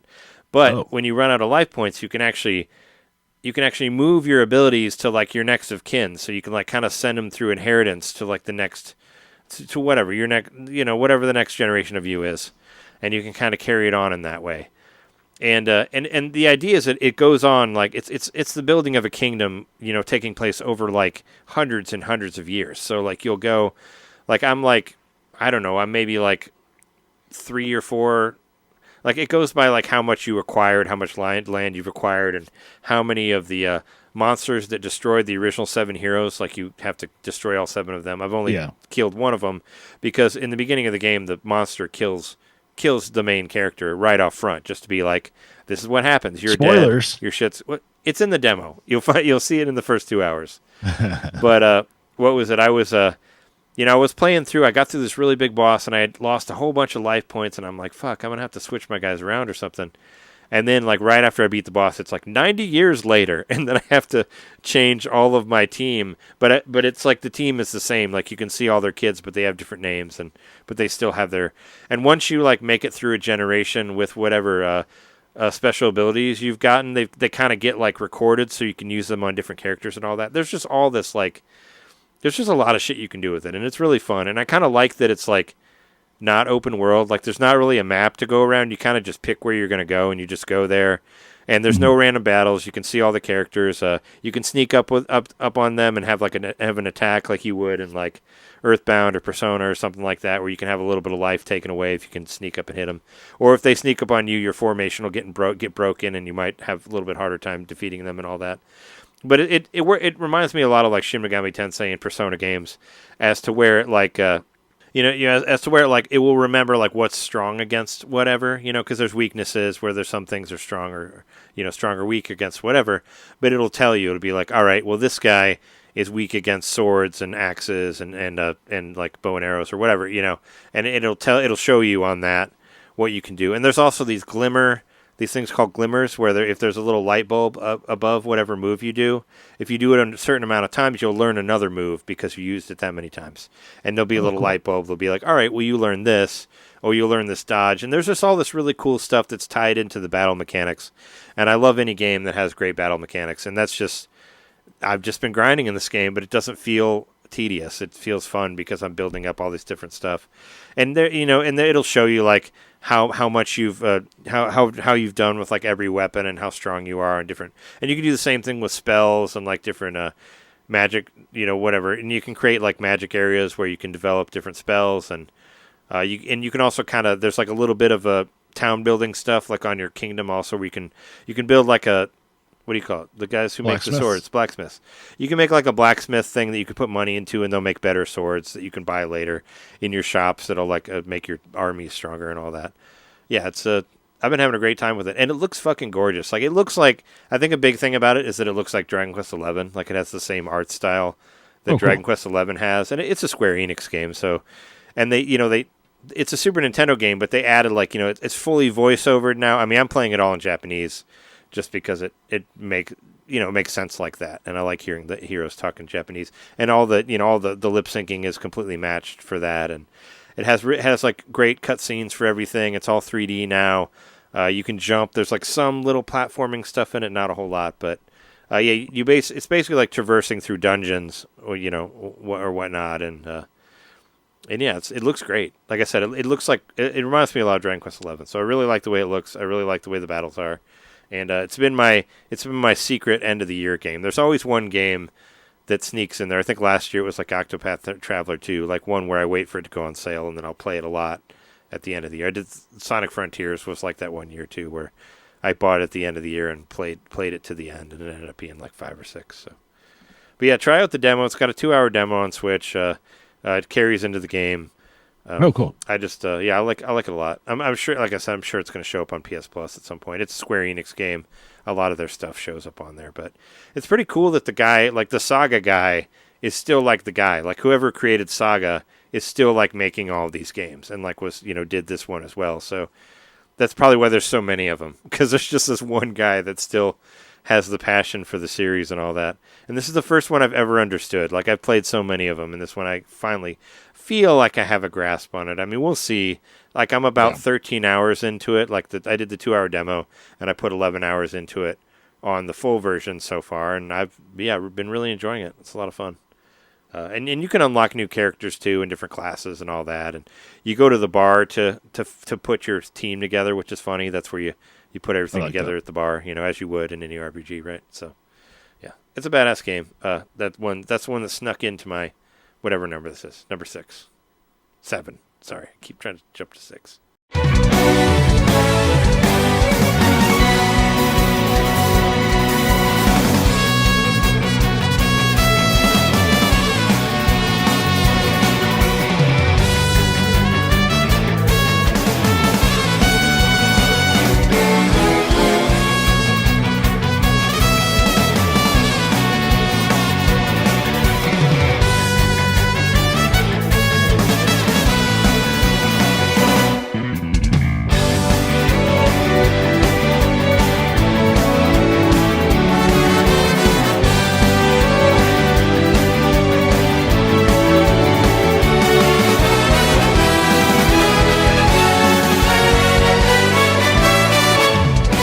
up to 6. Now we're at 6. Now Jeremy can. Let's jump to 6. Oh wait, I don't need to say much about it, but number 6 is it was Nintendo World Championships, which there it is. I played a lot of. What we said, over 50 hours. Yeah, I thought you put. It was. Yeah, I'd say you put like 40, 50, 60 hours, something like that in there.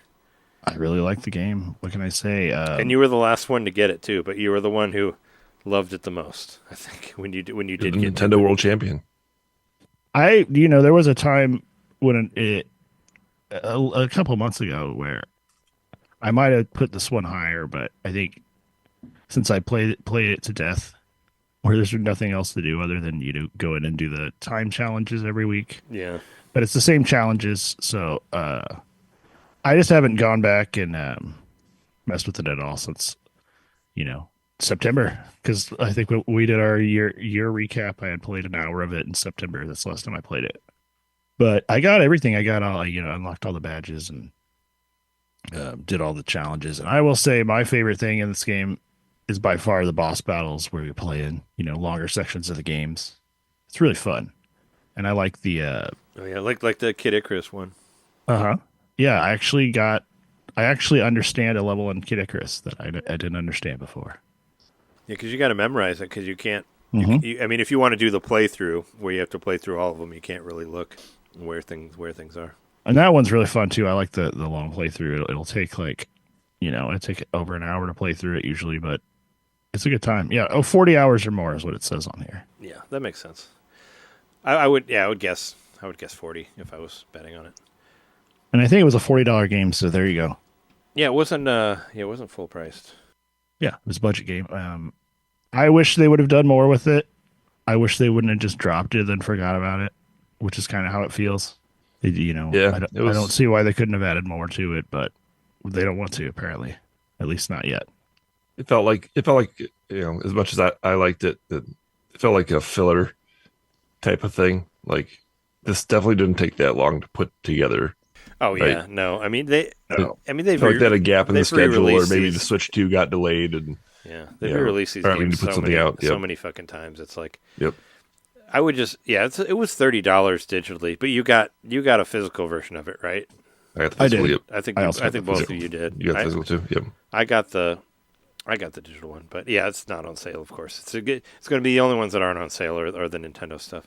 But Romancing Saga is still on sale, by the way. It's still $38 till, guess when? January 6th, 25% off, because everything is going till January 6th. I will say we mentioned the playing through Mario, the first Mario together. I've played all the way through Super Mario Bros. Probably more this year than any other time in my life because of this game. I always beat the game at least once or twice a year. Yeah. Because it's the original one for me, like the original video game, and having it in here to just like load up and play through it, I had to have beat Mario over 20 times this year. Yeah, that was the thing that really sold me on that game. I just really wish there was more stuff like that, but I don't know if there are that many games that you could speed run it that quickly, like that's on there. Yeah, unfortunately, but. It was still fun. I had a lot of fun with the Metroid stuff that was on there, because I like that game a lot. And some of the Kirby, I was really hoping that there would stuff be. Was all right. I was really hoping that, especially because every single NES game is mentioned in this game. At least you can put your nickname or whatever, and you can pick a. Oh, that's right. Yeah, NES game as your favorite game. I took that as a clue that we're going to get some DLC, and we're going to get like third-party DLC. Nope, none of that. We're not getting any DLC. Yeah. That's a missed opportunity. I did forget about that. I thought that was pretty cool that I got to say I like Dino Wars. I wish if nothing else they'd be like, this is how many other people in the world or whatever have like Dino Wars. Yeah, yeah, because maybe I'd make some friends. Make some new friends. What was your 7 again, Jeremy? What was your number 7? It wasn't Splatoon, right? It was Monkey Ball. Oh, okay. I'm just trying to have the list, so I'll have the numbers. Yeah. Yeah, I don't know. I don't think I need to say much more about it. Wish there was more to it, but it was good enough to squeeze in here in my top 10. Almost made it to the top 5. I mean, yeah, I think you got the most out of it, I think, than all of us did. But it was a lot of fun to play it multiplayer. I think I was also just extremely, pleasantly surprised, but extremely surprised at how fun it was. Yeah. for being something that looked very thrown together, I got a lot of enjoyment out of it. Yeah, I wasn't really that hot on it. Well, until I saw that people being able to compete going through Mario 1, like that was really what did it for me. And like even before we went to your wedding party, John and I played that like at our house here. We did the Mario speed run, and it's fun. It's a lot of fun to play. And Jess and I did that too. You know, we did a lot of single player stuff.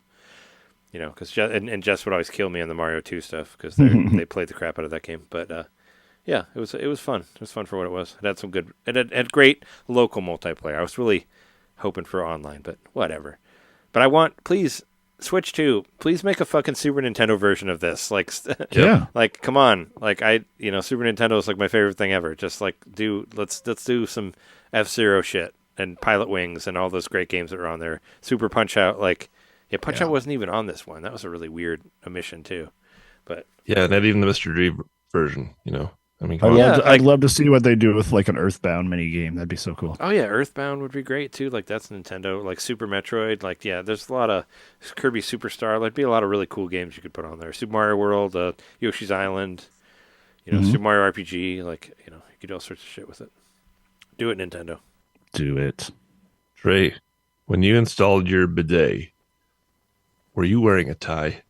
Oh yeah, no, I don't wear. You might be a plumber. Wear ties. You might be a plumber. Oh yeah, it's we got some Jeff Foxworthy thing over here. You might be a plumber if you don't wear a tie. Yeah. Oh yeah, that game that did come out this year. It came out so much earlier, but came out this year. It did come out. Yeah. The definitive edition. Yeah, it's got the most. It's got the best looking. Pictures, right? It's not even really an FMV game. It's kind of more of a picture game. It's a slideshow. A slideshow, yeah. Yeah, I mean, this game kind of defies explanation, but I'll try. It's a slideshow story telling, basically like a very stupid romance. Boy meets girl. Girl goes for job interview. Boss chases girl around town, and boy and girl end up together. I don't know. It's just stupid. Don't bother looking up the story, whatever. Just go play this dumb game and enjoy a time capsule of the multimedia era of the mid 1990s. Remember when everything was multimedia, and it was just everything still was. But that was the buzzword of the time, and this is totally... People just don't use that term. This is an encapsulation of that time. That's why I love it so much. It's just a love letter to that brief era of like 1994 to 1996, when we thought FMV was the next thing, and everybody was just trying to like do full motion video. I mean, these guys weren't trying that hard. They got slideshow thing going on, whatever. But I mean, it's just a cheesy, fun game, and it's just so unlikely that this would happen. And I'm glad that they limited run. I went to the trouble of doing this special edition. I think it was limited run. I think it's Digital Eclipse as well. I think they did this. I think this is one of theirs. Yeah, preserve all games, even the cheesy bad ones like this one, because they deserve to be remembered and looked at. And you got to remember what the things that went wrong as much as the things that went right, if you want to preserve history and improve upon things and all that stuff. And they treat it with a level of love and care and affection. I mean, they outright say, even in the special features and videos and stuff, like, hey, we know what this is. We know this is like cheesy. This was thrown together basically like in a week. Like they filmed it in a weekend or something, or a couple days. They know what it is, and I'm glad that they were willing to get back on camera. At least most of them. The guy in the game doesn't appear anywhere in here, but they talk to the girl, the woman, who actually, as it turns out, is from Glow, the Gorgeous Ladies of Wrestling, not the Netflix show, the actual wrestling, actual thing, yeah. That's cool. She played Hollywood. I only watched the first season of that, but I remember watching a documentary on the original Glow wrestling thing. Like I've seen that too. That one's good. And plumbers don't wear ties guess what? It's on sale as well till the 6th of January. Get it. How much is it now? It's half off. It's $10 right now. Oh, $10? Yeah, that's absolutely worth it. Yeah, $19.99 marked down to It's less than you'll pay $9.99. for a new necktie. It's definitely Exactly. less than you'll pay for a bidet. I can tell you how much I put into it and how much time. I think I put, let's see. It says 3 hours or more. I would lean to or more. I think it's more like five or six. But yeah, for $10, definitely worth it. Well, you definitely put some time, more time than I would have expected. I did. Yeah, I watched every video. I think I've unlocked every video. I don't know. And you beat it too. Like Beat it for keep sure, track yeah. of all the beats we have in here. I was pretty impressed by how many I did. I think I don't remember how many I beat last year, but most of the time I don't know. I got most of them. I got to mention one thing about the ending, which just totally floored me of this game. The ending, the final screenshot of this game, in the background is my old workplace. Like, I just never That's so expected that my old workplace when I was managing an apartment building, the office that I would have to go to drop off the checks every month. There it is in the background, the final shot of Plumbers Don't Wear Ties, clear as day. Like, this being a bootleg sort of production, a guerrilla production, they didn't even bother to like blur out the logo or anything. It's just like there it is. Yes. David and Schultz Incorporated, right there at the end of Plumbers Don't Wear Ties. Figured nobody would care. That just made me drop my controller. I was laughing. I thought that was so funny. That was a shout out to not very many people in this world. Yeah, that was one of them. That was Yes. just for you. Yeah, that's very specific. Where it's like, what? Yeah, cool. Are we good to move on to whatever number six? Six this time. I kept saying it for the last one. All right, Number 7. I did 7 already. Now for the top 3. Number 5. No, number 6. This one, another one that I beat. Was very happy to play it. I was very tempted to buy it when it was Japanese only, but now it's English this year, and that is Bakaru. Is number 6 on my list. Mystical Ninja is back in a way, not fully, but Good Feel Studios is actually the character Abisu Maro, if you remember him from the Mystical Ninja games. Abisu is an actual developer who developed this game, so they brought a lot of the developers of the original Mystical Ninja onto Good Feel and made this game for Switch called Bakaru, where you basically play a tanuki, where you change into a character that looks like Goemon from Mystical Ninja. So that's how they can make it look like that. But it's cool. It's got giant robot battles, like just as you would have in the Mystical Ninja games. I do wish it had more like.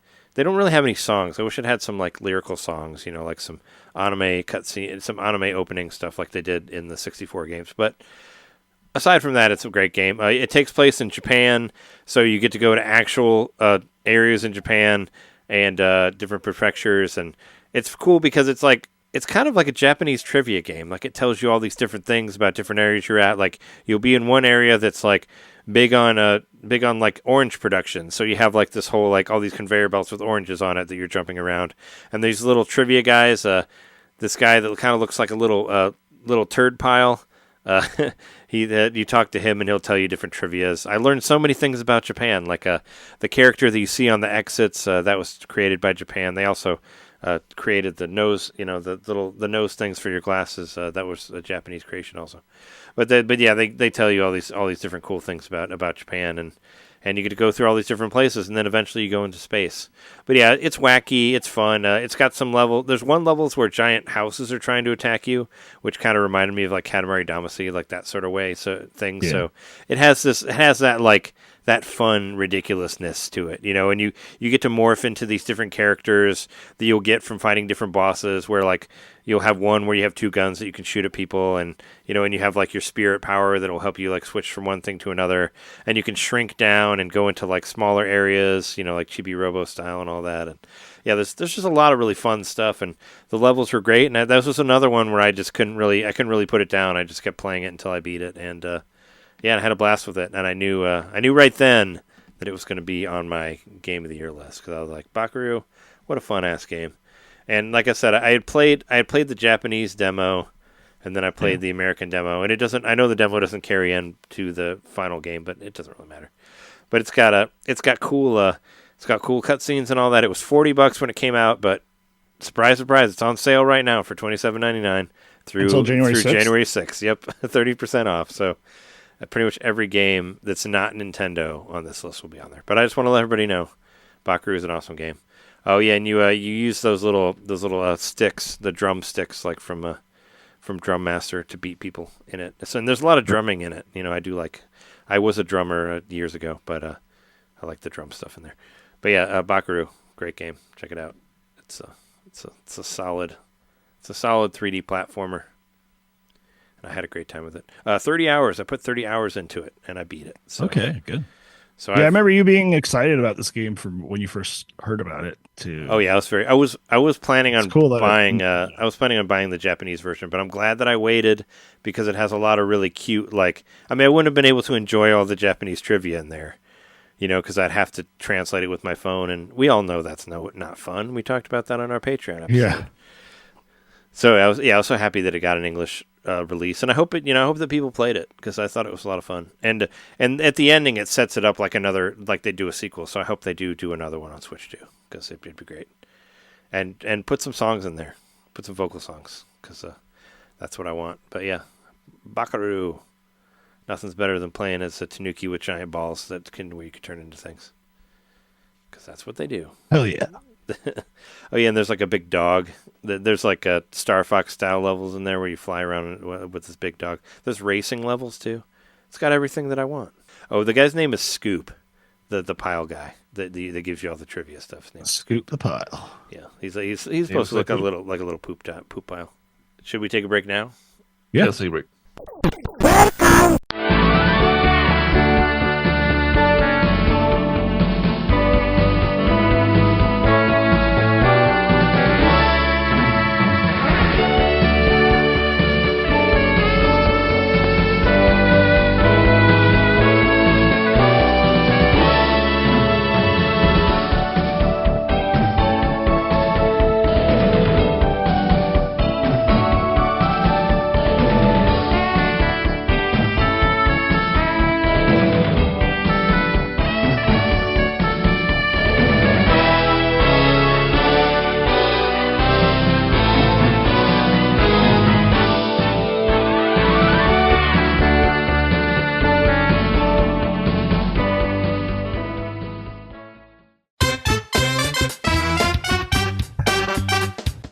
Hey, you. It's me, Mario. Yeah, you. Subscribe to our Patreon to hear our bonus shows, which happen every month. I'm tired. Tired of all the big corporate podcasts spoon-feeding you the same old video game news on every single show? Spaghetti. Ravioli. Then expand! With NintenDomain Expansion Pack. It's us talking about old games that were important to us. It's us interviewing people that we meet at conventions. And heck, it's live shows from those same conventions. It's basically everything you could want that NintenDomain ever made. Here we go! And it's just $1 a month. That's less than a bad indie on the eShop. It's $12 a year, which is less than Nintendo Switch Online. Thank you so much for subscribing to our Patreon and supporting NintenDomain. Just go to patreon.com/NintenDomain podcast and, hey, Mario, let go. Whoa! He's throwing us back to the show. So long, Bowser. Patreon.com/NintenDomain podcast. Game over.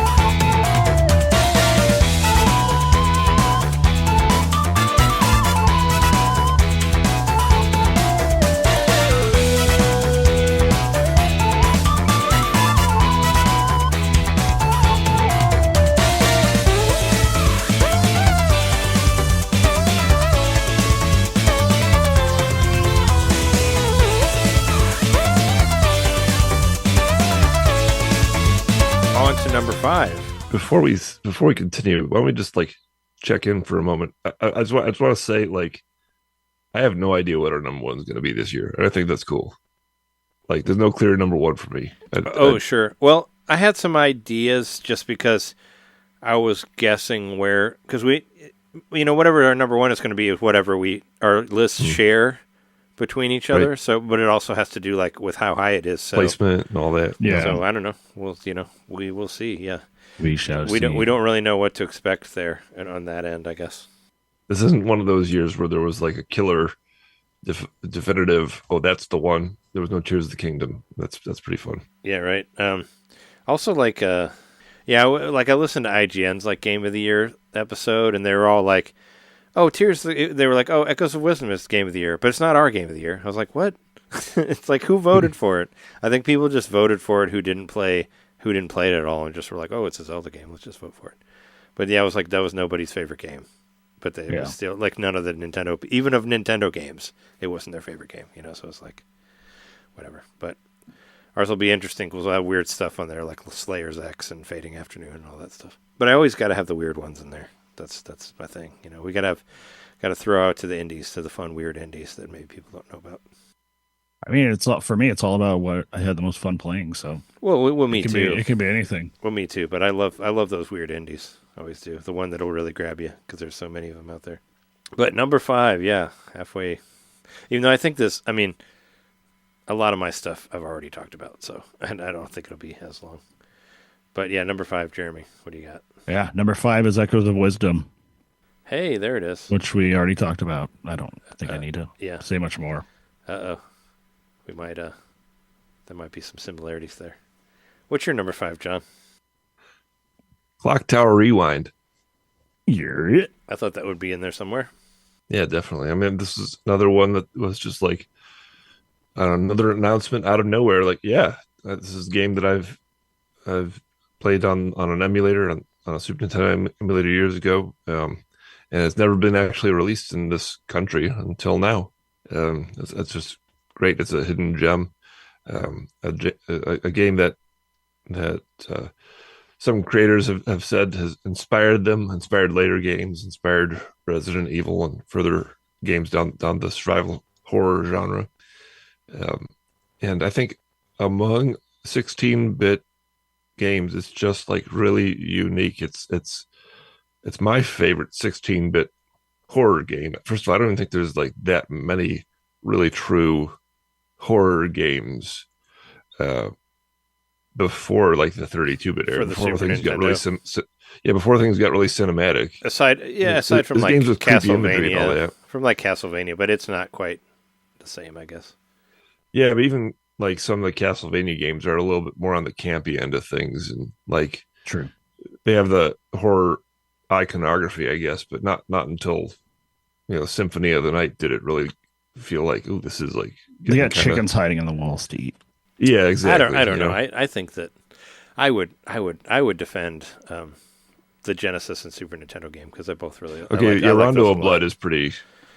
Well, Rondo was like PC Engine, right? But but like Super Castlevania 4, like definitely had some moments to it, and it creeped me out as a kid. And Bloodlines, like Bloodlines is excellent on Genesis. Like I think that game's really good, for that period. So we did have some horror stuff, and there was some other stuff in there, like that weird Nosferatu Super Nintendo game. I played a lot of that on emulator because I never got a version of it, but I always thought that game was creepy. That was more of like a beat 'em up, though, wasn't it? Well, it was like Castlevania, but you punched people. Yeah, but that was one of the first games I downloaded because I was like really wanted that game from Nintendo Power, and once I realized what emulators were in like 1999, I tracked it down and I played the crap out of it at LCC. I just remember being really thrown off. There wasn't any sound, and then I looked up the history of the movie. Oh no, yeah, we watched Nosferatu one time and listened to Modest Mouse. You remember that while we were drinking Southern Comfort at the Columbia dorms on Plymouth Court? Yeah. I remember we were listening to like Lonesome Crowded West and watching Nosferatu, the original black and white one. Oh, two great tastes that taste great together for a class. And we were drinking like SoCo, like some really cheap alcohol or whatever. I think it was Southern Comfort. Yeah. Well, Clock Tower has a lock on 16-bit psychological horror, that specific subgenre. This is like the best one, hands down. You do actually feel like a sense of terror and dread and loneliness and all kinds of things that you're not really that I wasn't really used to feeling from a video game of that era. It's really effective. And some other cool things about it, there's multiple endings. Another sort of unique thing of that time, very forward thinking. There's even bad endings, and I beat the game with the bad ending, and it was one of those moments where it's like, can I do that thing? Really? Can I do that thing? I can. I can't believe I could actually do that thing. And then the game was over. And it was just like, oh, cool. Wow. That ended it. Yeah. Oh, wow. Yeah, and that ended it. And that just made me, want to go back and play more. Like the fact that they would let me have that kind of freedom to choose something bad and end the game in a terrible way. That was awesome. And this is another one that's just like, I got to go back and play this game again after Tears. Once I beat Tears, I'm going to have a floodgate of games to play that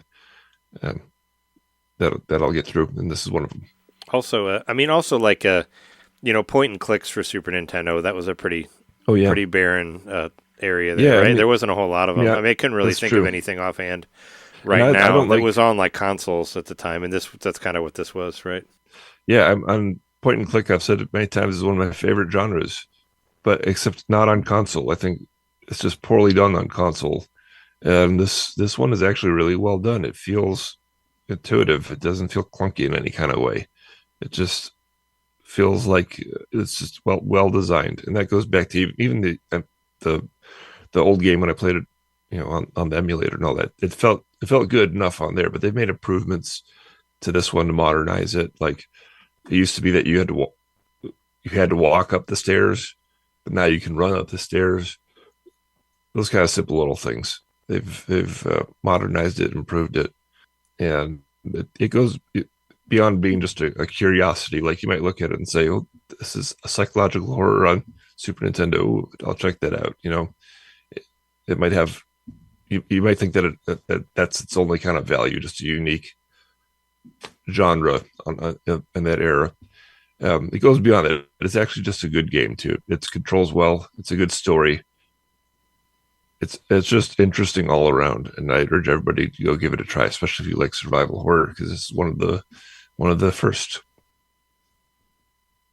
Yeah, definitely. Yeah, I do want to check it out, and I'm guessing that it's probably on sale right now until January 6th. Let's see. It's a good guess. How much time have I put into it? While you're looking that up, I'll look at my own thing. Yes, it is on sale. Oh, no. It's actually on sale for 2 more hours. Oh, get it. So no one will be able to get it who's listening to this. You can get it. I could, yes. I could. How much is it? It's $5 off. It's from $20 to $15. That's worth it's it. $14.99. So it says I've played 2 hours or more. I'm going to take that as I've played 5 hours. Sure. No, I am interested in it. I'll get it at some point. I don't know when, but I do want to play it. There was just a lot of it came out in October when there was just a ton of games coming out, so yeah, I just didn't have the money for it at the time. I don't have the money for it either right now as well, so we'll have to wait till we'll see what I make over the weekend. We'll see how that goes. But yeah. Also, I have Slayers playing back here on the TV. I forgot about the glass gun. Man, I should have mentioned that. That's the coolest thing ever. A gun that... You're mentioning it right now. Yeah. There's a gun that... It's basically the shotgun. It's called the glass gun. And you can basically break any glass in the game that automatically becomes ammo for the gun. Like, that's fucking cool. I've never seen that in another game before. That blew my mind. Again, the gun that shoots glass. There are some levels that don't have glass, though, so you can't fully run out of ammo. But... yeah, anywhere there's glass, you can break it. You can just break it with your normal like melee weapon, and then just get the glass, and then you have ammo for your gun. I was like, that's fucking cool. That's so rad. So yeah, I like that. You really just had some really unique ideas in there. All right, this is 5, right? 5. My number 5 is also Legend of Zelda: Echoes of Wisdom. So Jeremy and I are on the exact same page there. An echo of an echo for that. So it's at number 5. Yeah, it was a great game. I had a blast playing it with Jess. I was glad that we got to play it together as much as we did, and I'm very happy that we were able to beat it before this episode because I do like it a lot. Yeah, it's great. I just say, play it, John. If you ever get tired of playing Tears of the Kingdom and you want to play something that has actual dungeons, or if you just wish you could just, take a character and throw it at somebody, play this game. It's cozy vibes kind of game too. Like I never recall being stressed out. It's not super difficult. The only thing that stressed me out is when your echoes don't do what you want them to do. Right. And I know you can target things to try to get them to do, but they still won't always attack the thing you target and all that. So there's kind of that issue where you're like, dude, go over there, and they're still just like flying other places. I'm like, I remember playing it with Jess, and Jess was like, I could never play this. This would just drive me crazy that your echoes don't do what you want them to do. But if you get a good one, like I said, the level 3 Moblin with the sword was like my favorite, was my all-time favorite. Yeah. In the That's game. Probably the one I used. And I don't know if did you get like the Lionel or like the Lizalfos, or just was called the Lizzle, was it the Lizzle loaf? But yeah, the Lizzle loaf, right? Because there's the level 3 one you can get in the Fair and Wetlands, which is really, really powerful too. And the Lionel, I didn't get that until after I beat the game, but that's in the Eternal Forest. I think I have the Lionel. Maybe I don't. The Lionel's kind of you have to follow like the footsteps. It's in the Eternal Forest. Like the Lost Woods or whatever. Yeah. And I didn't get him. That was the one I was missing in that area. I didn't get him until later.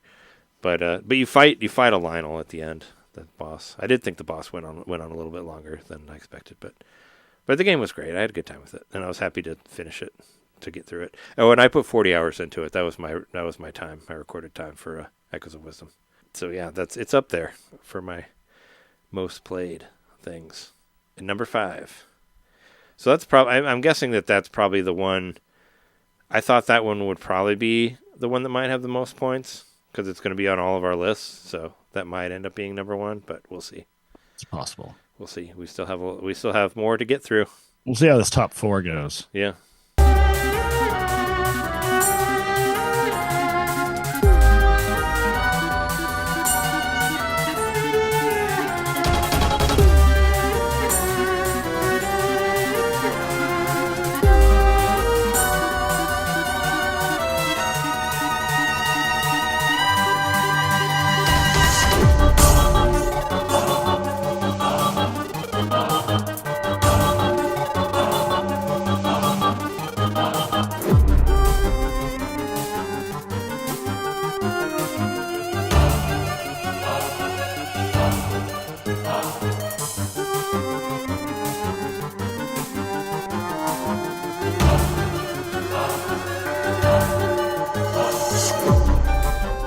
What's your number 4? My number 4, a game that I still think about almost every day, that just really sits in my soul. It's called Pentiment. Oh, yeah. The game came out... You played that for 20 hours or something. Yeah, it came out in 2022, and it was an Xbox exclusive until this year. We were finally able to play it on other consols, so I got it on the Switch. It was sale. It was a direct thing too, right? Wasn't it? It was. Yeah. John had graciously given me some money for I think it was for my birthday, and that's what I got with it, or one of the things I got. Just a fantastic game. Just unlike anything else I've played. I mean, a lot of people would say on the surface it's a point and click text adventure sort of, but I mean, you're actually moving the character around, but just some of the subject matter is just putting things in historical context when it comes to like religion and faith, and really like the what's it called, schism, the big schism of the Protestant Reformation. That's what I'm looking for. When the 99 Theses happened and all that crap. Doesn't sound that interesting when I'm talking about it like this, but I guarantee, if you have any kind of interest in like medieval history, it's really cool. Getting to see a day-to-day life in I think it was in the 14 or 1500s. Does it give you like LCC PTSD while you're playing it? A little bit. You're thinking about interdisciplinary studies, the IDS classes that we used to take. Yeah, it was a lot of that. A lot of the stuff when we studied about the different theologians and shit, especially back in this era when religion was essentially the government. So the It's, corruption I mean, was it still is. yeah, but I mean, this was like punishable by death for, Oh, sure, you yeah. know, For blasphemy, sinning or stuff whatever. like that, right? And there's still a lot of, well, it happened for quite a while afterwards too, but a lot of burning, uh, quote unquote witches at the stake and fun stuff like that. And a lot of that had to do with pagan beliefs not meshing well with the very colonialistic Christian. Was that before they stole the pagan beliefs for the holidays? Hey, Well, that's a huge part of the game. Was too. was that before they stole Christmas and Easter from the No, pagan that's holidays? what I'm saying. That's what I think that more than anything, like that's what really stuck with me is like how sharply into focus it brings the fact that Christianity for the most part is like a mishmash of a bunch of other, I mean, it's got a different story, and some would argue there is historical proof that certain things happened and all this, but when it comes down to it, like all the traditions and holidays and everything for the most part can be traced back to some pagan belief, or pagan being anything that's not Christianity, I guess. Yeah, well, yes. Lots of Eastern, you've got people talking about Buddhism and stuff in this too. Like winter solstice, but not as much. and Ishtar and all that stuff.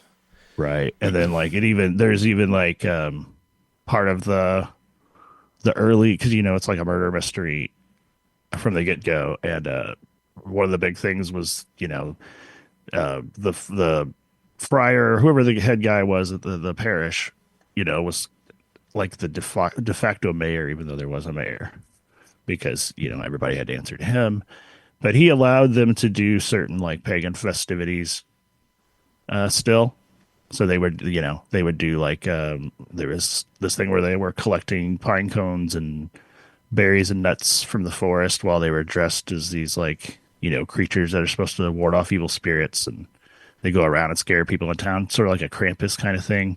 But like maybe that's what part of what the Krampus thing came from too. I don't know, but yeah, it's just there's just some crazy stuff, and it really has some cool plot twists with who's responsible for what. There's definitely, even though it never outright has something happen in a supernatural way in the game that you see, it's still kind of like almost like you witness miracles too in a way at certain times. So it's just a really cool game, and I loved the ending. The ending was haunting, like I said earlier, like, and I still think about it, and it's really just like it's like some paintings on a wall of the different people in town that you'd met, through, I think it takes place over the span of like 18 years. And so there's like 3 or 4 different periods of time that you're in. And there's just these like murals that different people have painted that have like depictions of the characters. And, at the end of some games, it'll be like, Johnny went off to Vietnam and never came back or whatever, like that sort of like exposition. That's the last time we saw Skeeter. Right. Like that's the Clerks thing, right? Yeah. Yeah, I think that came from Wonder Years. Like, it was from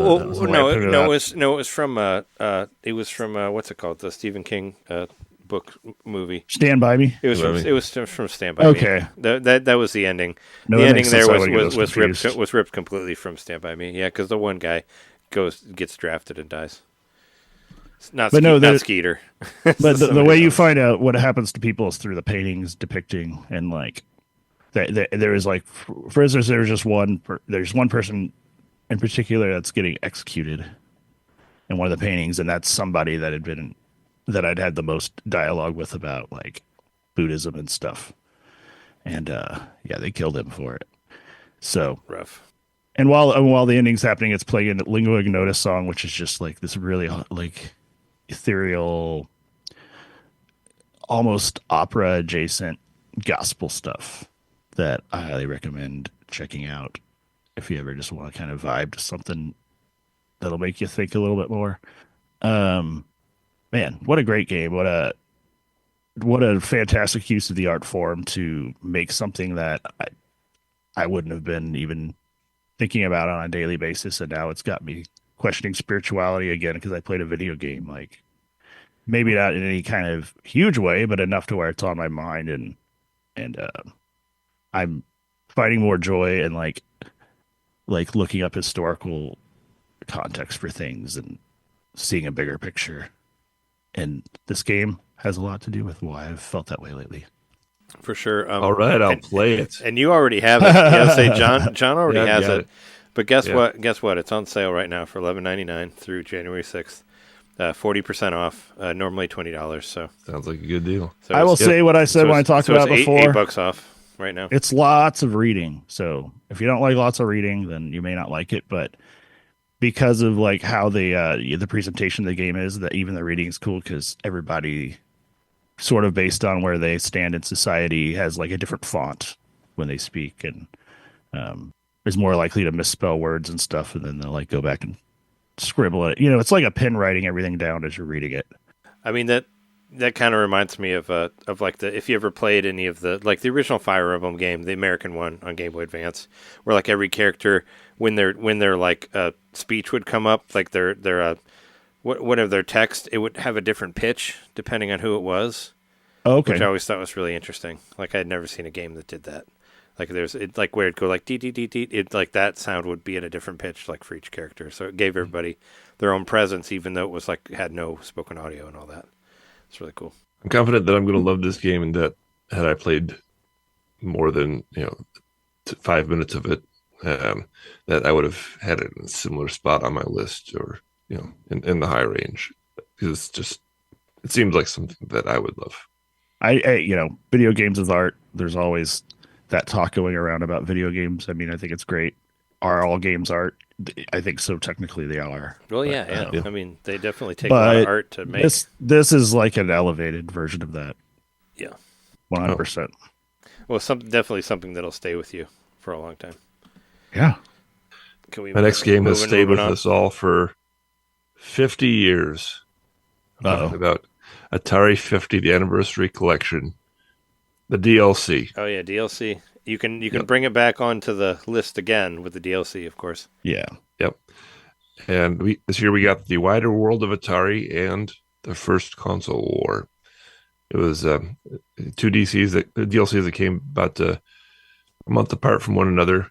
I got them both in the pack, and just like I said before, this game was perfect as it was. They really didn't need to do this, and they did.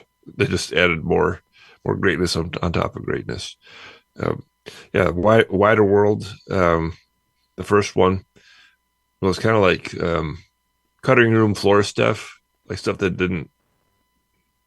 they seemed to not think would have fit in the timeline. I think it would have worked if they had squeezed it into the timeline, but they essentially it's like a DVD bonus extras and that kind of thing. Some of the things that are in there are a bunch of different versions of Berserk, which was a very popular revolutionary arcade game at the time. Yeah, some might call it the first shooter game, and there's a bunch of prototypes in there. It was interesting to see games that almost were, or almost came to be. Some of them were actually even like basically fully made and just not released. So that was cool to see. See them finally get their time in the sun.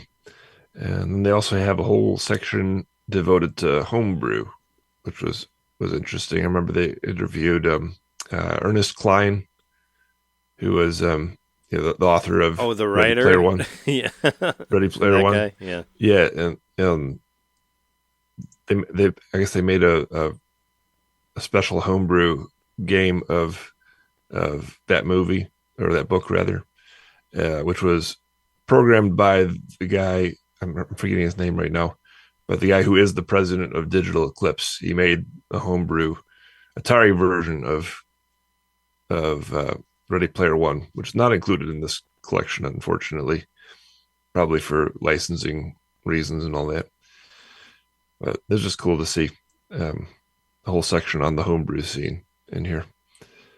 And then the other DLC was the First Console War, which details Atari and their rivalry with Intellivision.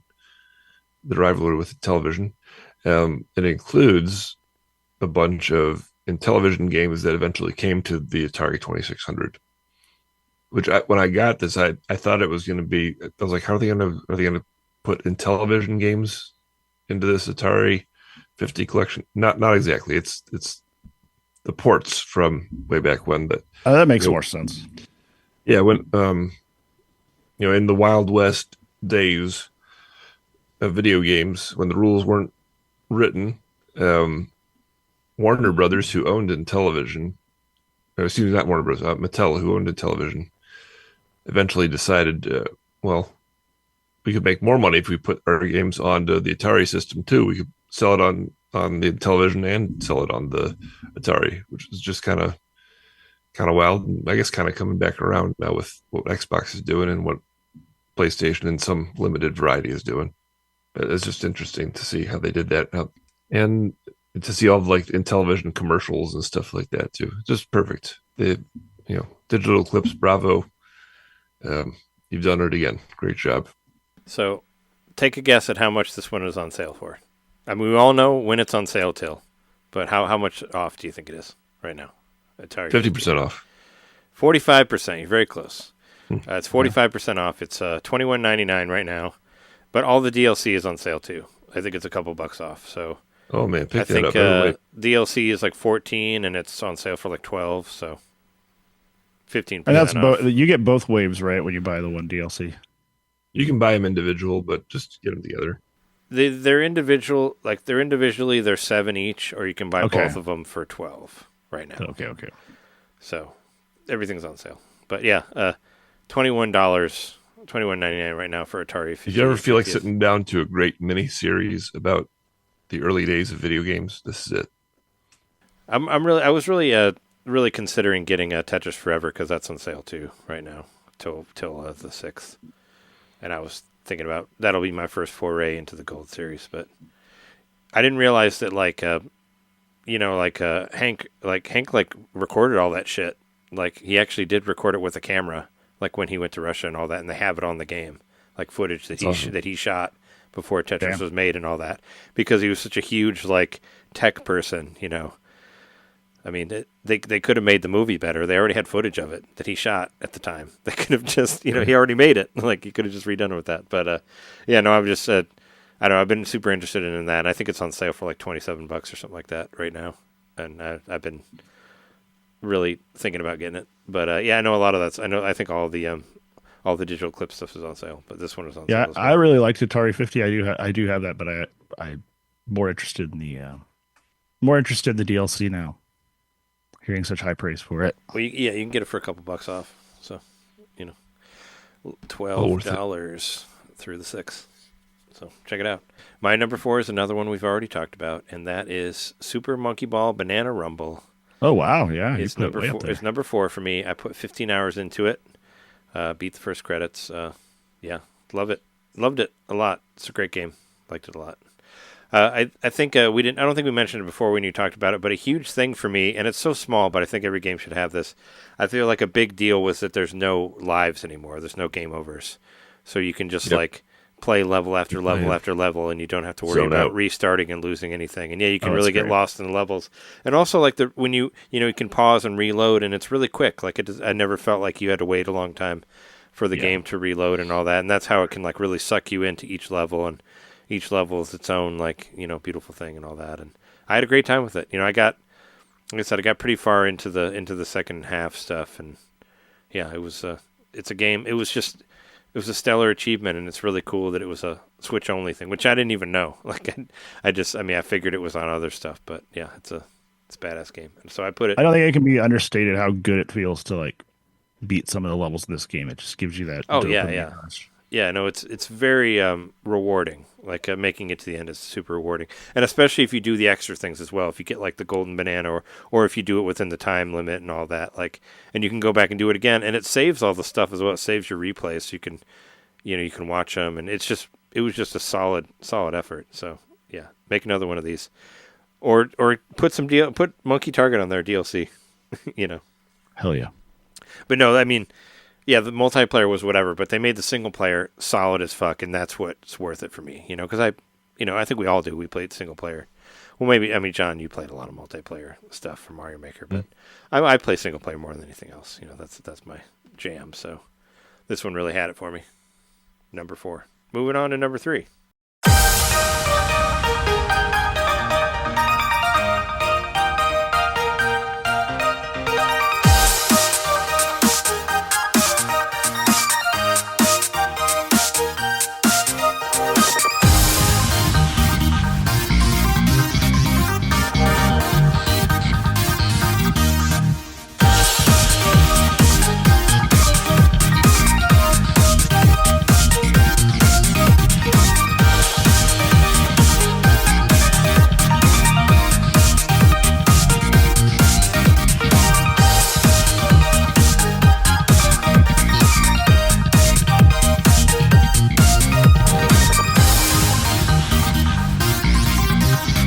Wow, we're in the top 3. Yep, we're there. Feeding up. Well, Would you say feeting up? What was Yep, it's feeding up. I don't know. Speeding up. Threeting up? I don't know. I'll find it out later when I listen to it for edit. Feeting up, So- like feeding levels, like Scientology. yeah, we're in the top 3 now. And my number 3, I almost forgot about it because I played it so much and then I got distracted by life and other things. And I was like, maybe this game came out like at the beginning of the year, but it came out in like May. And this is Animal Well, another Metroidvania on my list. You like that one a lot. I fucking love this A lot of game. people liked it. This game is like creepy and scary, but it's also pretty, and I wouldn't say it's relaxing, but it's cathartic. Some of the platforming and stuff can feel pretty cathartic, especially as you get more tools to help you get through the world. The tools are really cool, like a frisbee that you can throw, and you're just a little blob, by the way. You throw like a little frisbee, and then you could ride it. It'll ricochet off something, and you can hop on it and ride it, like kind of like the steel barrels in Donkey Kong Country or whatever. But this like flies, so you can go over hazards and stuff. But it's a game that was made by one guy, Billy Basso, and published by Video Game Donkey, popular YouTuber, by his company Big Mode, which I don't know if I think that's the only thing they've put out as of now. Maybe I'm wrong. I think so. Yep. But That's a good start. What a great start. Everything about this game is just the art style, the atmosphere. I guess it doesn't really have music, so I guess there might be a little bit in there somewhere, but Yeah, it does. It doesn't really, because actually, when it came out, I was trying to find something to play. I think I used the credits music. That's the only thing I could find that actually sort of had something, because it's a lot of noises, right, put together. It's all ambient stuff, and that adds to the creepiness of it, because there's all these animals that'll show up while you're going through it, but they're all creepified, like just made really scary. And you're just a little blob, so everything's huge compared to you that you come across for the most part. But yeah, it's so good, and there's so many secrets in it. Like, I finished it, I saw quote unquote credits or whatever, but then I realized there's just so much more to do, and I just kind of stopped playing. So I actually booted this up today, just to kind of refresh myself on it. And I was not necessarily lost, but I was just remembering all this stuff that I'm like, holy shit, like there's this big, like, translucent ring floating in midair. I don't know why that's there. There's like a well you jump down. Go figure. Is that the animal well? The official well? Go figure. You jump down this title? well, and then you just pop out at the top of the map. I don't know if there's supposed to be some significance to that, but... And then there's just a lot of stuff in the game that I haven't solved yet, and the creator seems to be under the impression, and as far as I know, this is still true, that there's going to be some secrets that are going to take years for people to find. And this game just offers a lot of exploration and a lot of challenge if you like to like look for hidden areas and find ways to unlock all the chests. And you'll see like a spot, you don't know how the hell you're supposed to get there, and it'll be some like crazy convoluted way. I wouldn't call them fourth wall breaking things, but there's some certain like puzzle solutions that involve doing things that you're not expecting to have to do that really kind of threw me for a loop. I don't want to ruin anything for anyone, but it's never not surprising. It's always, every time you get to a new area, there's going to be something in there that's going to, either freak you out or delight you or both. There's boss battles. I like the boss battles. They're pretty cool. Yeah, everything about it. There's a whole lot of like part of the mystery is there's just like all this cryptic like symbology all over the place that I still haven't really figured out what it means, but supposedly it all means something. Like I don't think there's anything in this game that's just there for some reason. Like supposedly there's a way to unlock everything, like to unwind everything, and I have no idea. I need to actually look up like what to do next. I didn't want to do that, but I think I'm gonna have to because I feel like I've done everything I can, but I definitely haven't. There's more to do. Yeah, like the later stuff, you kind of need a guide, right? Because there's some really, cryptic stuff in there, as you're saying. I have this game. I should try to play it more. I played it. I played it a good amount at the beginning, but then I got distracted for whatever reason on other things. And so this is one I played on the PS5 because it came out. PS Plus. Yeah, it came out on PS Plus day one, and so that was a huge reason.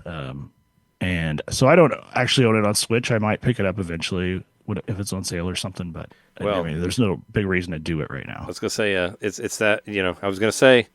What's the question? How much is it on sale? It's on sale to the 6th. We all know that because everything is on sale to the 6th. How much do you think it is right now? Honestly, I don't remember how much it was new. I think it was 20, right? Well, what percent off do you think it is? How about that? Guess a percentage. That's too high. It's not that. It's not quite that high. 20%. It's 20% off. It's 20% off. So it's $25 regularly. It's 20. Okay, it's 20 right now. So it's definitely worth that. I mean, it's $19.99. I got over 30 hours in it according to the PlayStation year-end wrap or whatever, and there's still more to do, maybe quite a bit more to do for all I know, but I had such a lovely time playing it. And there is a part where a fish taught me something by dancing at me. That was so cool. And I figured that out on my own, and I was like, whoa. I just like straight up had like this random thing in the environment like kind of talk to me to tell me something through its movements. And that was like a huge breakthrough moment for me with being like, this game is fucking cool. Like just it's mind-blowing game. Yeah, a lot of people really like it. It's on sale. Anybody hasn't played it, check it out. Play it. My number 3 is another one that harkens back to the multimedia era and is an homage to the unlikeliest of games. I'm talking about Arzette, the Jewel of Faramore, an homage / parody of the CDI Zelda games of all things. Just fantastic. Like who knew that this would be willed into the world, but it was a fantastic surprise. I remember when it was debuted on a direct, and I couldn't believe it that someone would go to the effort of making an entire game aping the style of the CDI Zelda games. And I think that was so smart of them. I mean, not only because I'm sure they played those games and had a fondness for those games, but because there are thousands of other people like me who knew of these games and never got to play them, and have always had a curiosity about them. And those games will never be unsealed. They'll never see the light of day again. Nintendo just won't let that happen. There's no way. And so the only way was for someone to come and make a game that was a lot like them. And that is this game, or is that the Jewel of Faramore? From my exposure to the old games, watching, mainly on like Angry Video Game Nerd and that kind of stuff, it just seems like they nailed the style. They nailed the look. They nailed the certain aspects of the gameplay. They nailed the sounds. Having played through this entire game and beaten it, I feel like I played through one of the Zelda games on CDI. So that's fantastic. Nice. Yeah. I thought that would be on there somewhere because I know you really liked it. You played it all the way through. Yeah. 100%ed it even. Yeah, and it made it a good game. It wasn't even just like, a charming homage or whatever, and that would have been enough. But they went ahead and made a good game as well. It's a Metroidvania, which my understanding and from St. John talking about it on our show, because he owns those games. Yes, yeah. Or a couple of those games, yeah, anyway. St. John Wedgeworth was, he was telling me about, like, he was, like kept clicking, like, buy, like, waiting, like, on midnight, like, you know, crazily anticipating Arzette, like, he told me he was, like, there, like, at 12:01, expecting it to be out and all that, like, he was all about it. Well, I mean, from his interpretation, or his impression, you know, it sounds like, again, they nailed the look and feel of those games. Did a good job of doing that. So, yeah, anyone who had a curiosity about the CDI Zelda games, you know, go ahead and buy Arzette, which I know that was probably on sale, probably 50% off, whatever. You got it. It's on sale. It's 50% off through January 6th. It's right, so it's $9.99 right now. Oh, come on. That's $10. Pick that one up. It's very tempting. That's great. Yep. $10. I remember you. That's even less than I thought it would be. I remember you talking about it, and I did actually download the soundtrack for one of our episodes. And the soundtrack is great. Yeah, it's good. It gave me more interest in it actually from listening to the soundtrack. So maybe I'll get it. We'll see. But, yeah, it's a really great, charming, you know, not too challenging Metroidvania. It's like on the simpler end, but never so simple as to be boring. And there's always something interesting to look at, and a crudely drawn animation to uncover. The game just oozes charm and style, and it's kind of ironic to say that because the original games did not have those things, but it's a loving homage, and the care comes through in every moment of this game. I loved it. Nice. And this is number 3, right? Yep. Correct. My number 3 is a little game called, this one is definitely not on sale because it's Nintendo made, but Super Mario Party Jamboree is my number 3. I actually I went back and forth as to whether Banana Mania or Super Mario Party would be number 3, but I went for Super Mario Party because I put more time into that one, and I did beat this one as well. I played all the way through the single player, and I got to see credits and all that stuff, and I played all the extra things, but 35 hours into Super Mario Party Jamboree. I did a live stream of it when it came out. I played, I played it online with other people. I got destroyed, so I've been kind of scared to play online again, just because I don't want to get my ass kicked. But it's a great game to play. It's definitely my favorite Mario Party of the Switch generation. I think it's one of the best ones. There's a lot of things that they've done to make it better. Like the Pro mode is a huge thing, to where you can battle for stars again. You can pick what you'll get when you land on lucky spaces. If you land on a Bowser space, you automatically lose a star in the Pro mode. Like they just did all this stuff to make like Mario Party competitive, which I hope that there will be some like actual like competitive Mario Party stuff. Like the Pro mode is really cool. It took out a lot of like the randomness of it, or you can like vote on what like mini game you want to do like every round. Also, I think they got rid of chance time in the Pro mode as well, because chance time always fucks us over. But yeah, the levels in there are really unique. They have like items that are specifically made for each level.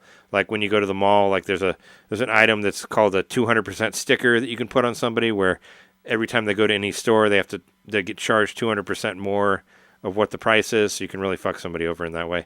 There's a lot of really cool stuff in there.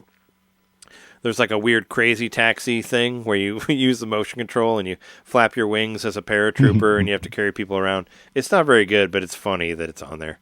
Oh, and there's there's a rhythm. There's like a Rhythm Heaven-esque thing where you're like you're basically like cooking stuff to like Mario music, like original NES Mario music, which is pretty fun.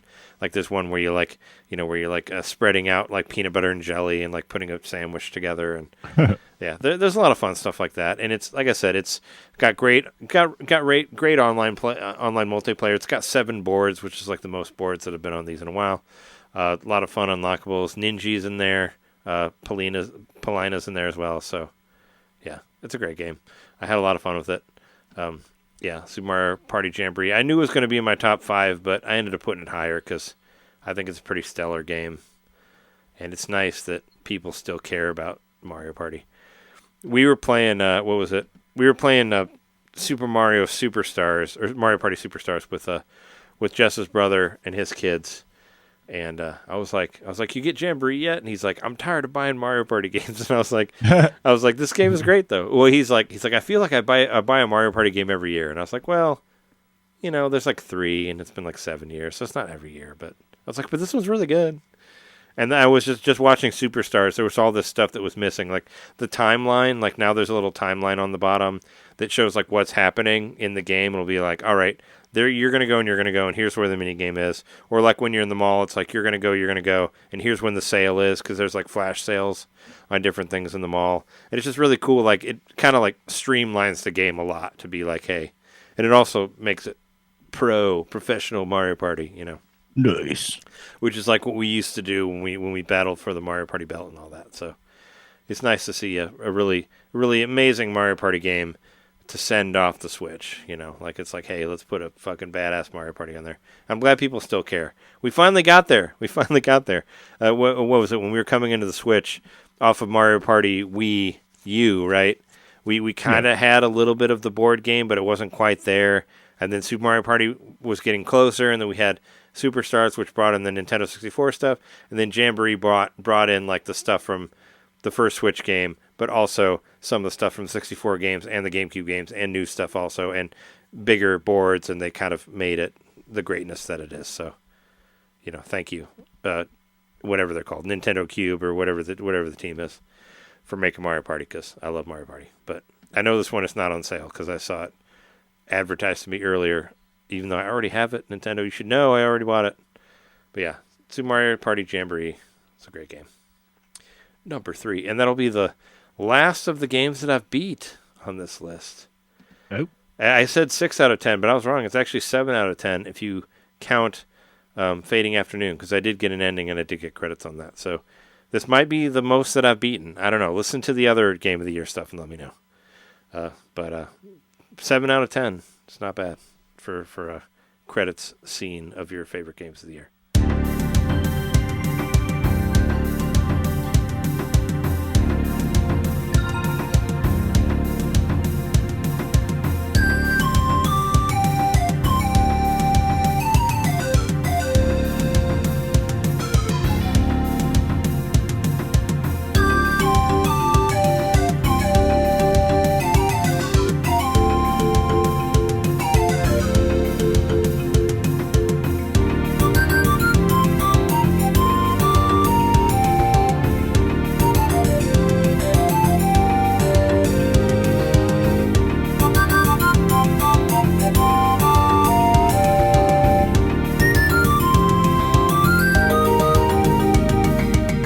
Number 2, Jeremy. We're on number 2. This game is a special game. I still play this game. It's been out for a while. I still play it. Maybe not every day, but I play it a lot. Oh. And it's a game that I think got announced at an Indie Direct. It's called Peglin. Peglin. Yeah, I saw you got it officially for the Switch now, too. I did. I actually own it on the Switch now. When I was playing it earlier in the year, it was with my phone, because that was the cheapest way to play it at the time. And I literally had it, casting my TV with my phone and then using my 8-bit Do controller to control the game. And so that's the way I got the console experience with it. But now that I have it on the Switch, I'm just starting all over again and having a good time with it. So I've been playing it a lot more. But man, this game's great. It's like Peggle combined with a roguelike and an RPG all in one, and it's good. Every level you get the chance to buy different balls with different qualities, and they do different things and help you out with score multipliers or how you're going to attack the enemies, and like all the way down to like if they're going to be weak to these things. There's poison. There's like a bramble attack that makes people stuck in place, and then when enemies walk past them, it hurts them too. So they just did a lot of really cool creative things with the different balls that represent your buffs in this game. What is the poison on there that they call it? It's called Spinfection. Spinfection, yeah, because I have all these fun pun things. This would be honorable mention for me. I did have a lot of fun with this game, but the other ones that were on there were just a little bit higher for me. But I think this game is great, and just played the crap out of it. Like played the crap out of this game on Switch and on mobile. So yeah. Oh, they bought it on both too. Well, we shared my copy of it on Switch. Yeah. Between the two of us, because it's a great game to have on mobile. Share, but also Jess got on mobile as well after playing the Switch version. But yeah, no, it's really good. Like, I mean, I still play it on my phone. I'm still not that good at it. I mean, I didn't unlock any of the other stuff. I have beaten it a few times. There's only like 3 level sets or whatever, and I've beat the dragon, but I didn't get all the different classes or whatnot. I know you and Jess both have. But, yep. Yeah. That's why I consider it that I have beaten it. I haven't gotten all the crucibles. Those are just like more and more challenging runs that add more like difficulty in some way. Like maybe it'll make you have more self damage, or enemies will be stronger, or there's different stuff like that. Whatever you call it, debuff, I guess. But I got up to level 10 of the crucibles, and I couldn't get either 9 or 10, and I couldn't get past that. So I think it goes up to 20. Yeah, that's based on what you could unlock. So there's still a lot left to do in this game, and I also did just kind of restart it. I mean, I could play it on my phone and pick back up where I was, but I will say I was kind of proud. My first round I played on the Switch, I beat. I got all the way to the end, so that was cool. And I mean, this game can kind of, you can kind of screw yourself and end up in a corner, or you can just get really bad draws. Yeah, and it can end a lot. It can all of a sudden just end really quickly, and you're like, oh crap! You thought you were all that, but you weren't. Or you can't heal yourself enough, or you get There's some bosses that can kind of fuck you over. Like there's that moving wall. Like when it gets to you, it'll automatically kill you when it gets to you. So I think that's the only one-hit kill enemy in the game. Yeah, so there's some stuff like that where it's like, I think that's the main one where it's like I'm doing okay, and then you get to that guy and they reach you, and it's like done, over. But yeah, Peglin is a great game. It does a really good job with having the boards kind of match what the action is. Like if you're fighting like knights and stuff, it'll look more like a castle, and they have armor that you have to break. And and then there's like a blob at one point, you're like, he eats you and you're inside of him, and it's literally like a picture of the blob. The slime boss, where you're on the outside, but then you start on the inside, but it's harder to get as much damage, right? And there's these slime pegs that have they just kind of basically make your ball fall straight down if you hit them. Oh yeah, because you don't bounce. There's no like you slide through them. Yeah. So they'll all be like next to each other, and it'll basically just yank your ball the way down if you don't shoot your balls right. So, man, what a cool game! Just so fun. I wouldn't say it's a simple concept, but it's a lot of stuff that's kind of simplistic put together to be greater than the sum of their parts, because it's fun, it's addictive, it's very charming. I don't think it's like that visually great, but it doesn't need to be. No, yeah, not at all. But it's very addictive.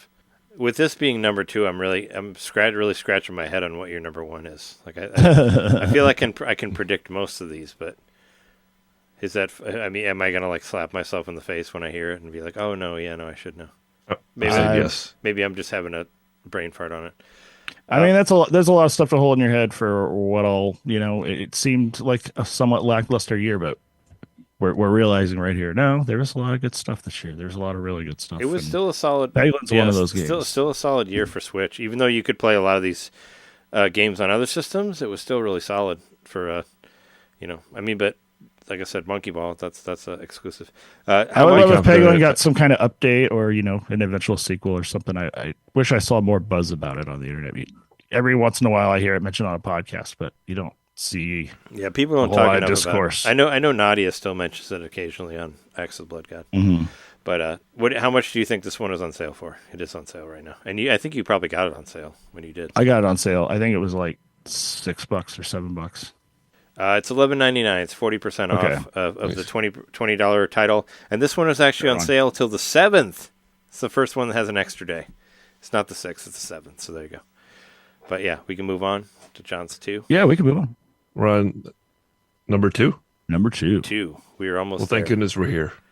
Oh, there it is. I knew that one was... Okay, so I know what your... I was wondering where that would show. I know what your one is then. I know John's one. I know what Jeremy's is. I really wanted to play this one. Like, I have a feeling whenever I do get around to playing it, I'm going to regret not getting around to it this year. I mean, you kind of played it. Yeah, I mean, you saw John play it. I mean, I saw a decent amount. I felt like we all kind of played it because we saw it like while you were here for the wedding party. at the wedding party at the hotel. Yeah, it's what a visually appealing game. Like it just looks like a cartoon show. There's a couple games around that you can say that about, but I think this one just like you walk in the room and you feel like you're watching like a cheeky British cartoon. It's got a real style to it, and I think the style is pretty unique. Sometimes you watch a cartoon show and they kind of look a little bit the same here and there. This is like its own style. I don't know what I would call it exactly. It's just like, simplistic and bright and colorful and fun. You just look at it and it looks funny before anybody's saying anything or doing anything. Like the designs of all the characters and the landscape, it's all just funny. There's all kinds of visual gags all around. Just look in the background. Like you go to the corner and there's a van that's like stuck in the corner, and it's like it's on the side of the van is like Tom's parked vans, and in quotes it's like we never move. Like it's just the barrier that is the end of the game. It's little cheeky things like that. Visual humor, love it. Visual humor, yeah. And it's a game. Was it sign gags as they call it on Substance? Yeah, and there's just it's a game that embodies comedy, and I think I've said something along these lines before on the show. Like comedy and gameplay is it's kind of tricky, but like the things you do in this game are funny. Just like your little guy walking around town, sort of haphazardly trying to solve people's problems. He's more like bumbling his way. He's a silent character. He's kind of like a little tiny Mr. Bean or something like that. Just nice. Everybody, an average Joe kind of character. But just the way he moves around is going to get a laugh out of you. Like there's one point he just falls in a pit and then he's like sliding through a pipe, and I don't know. It doesn't waste an opportunity to do something funny. And if you like British humor, I'm thinking along the lines of like Toast of London and other the IT Crowd, just kind of like smart humor, like quick witty stuff. That's what this game is all about. It's just like so densely packed and so well written. It's throwing everything it can at you, and like 99% of it lands. It's just one of the funniest games I've ever played. It's a breeze too. You can beat it in a matter of, if you know what you're doing, you can probably beat it in 2 hours. I think it took me probably 4 or so the first time around. You beat it twice. You went back and I beat it twice. And played it again. To not only did I go back and play jokes. it again, I went back and played it again immediately. Like as soon as I beat it, I just started up a new game and went a good ways into it, and I eventually beat it twice. And speaking of beating it, this is the only game. got a physical reward for. Yeah, that's right. That has sent me a prize in the mail for beating it. So at the end of the game, you if you sit through the credits, and do sit through the credits, there's a little note at the end, leads you to a website. You go to the website, and then you send in your you have to send in your Switch ID. It's like prove that you beat it. And I guess they check it and verify it that you beat the game, and then they'll send you a prize. Fast forward a few seconds if you don't want to know what the prize is. But they sent me a little patch that says, "Thank goodness you're here," and it's or "Thank goodness I finished" is what it says. It's a pair of boxers floating in the wind on a laundry line, and clearly there's a little naughty stain on the boxers. Yep. Oh boy! So thank goodness I finished. Yep, it's one of those. And then a little packet of tea. Oh, you still haven't had Real that British tea? tea. I mean, you're probably gonna keep that tea forever. Yeah, I'm not gonna open it. Yorkshire Gold is good. It's good tea. Yeah. I've had it. That's imported. Yeah, It is good. from England. I know. Just drank Yorkshire for a while, but yeah, no, it's tasty. I always like the Tips. We haven't had that in a while, but PJ Tips is good. PG Tips. It's another British tea. But yeah. Thank goodness you finished. I love this game. Yeah, I'll definitely play this one. I have to. To me, it's like the closest thing in vibe to the Goose Game that I've seen. And it's the same. Not even to be directly comparable, but it's the same publisher, right? Not same developer, but same publisher. Same publisher, and there's definitely similar vibes of walking around inadvertently causing destruction. Yeah. How much is like this? that. How much is this one on sale? Guess a percentage. 50% off. It's 30% actually. Oh, not bad. How This much? one it's 30% off, so it's $20 normally, and it's on sale for $14 right now. Oh yeah. And this one is on sale to January 8th. What? We were like 6, 6, 6, 6, 6, and now we're 7 and 8. Yep. We were the number of the beast like 3 times. It's based and off now we're here. British dates. Sure, but yeah, it's on sale till the 8th, and yeah, $14. I love how like every non-Nintendo thing has been on sale. Like that's pretty awesome. We're really hitting them here. My number I can do my number 2 now. Go for it. I mean, if you need to take another break, we can. Oh, no, I'm okay. I want to power through these quick. My number 2 is this.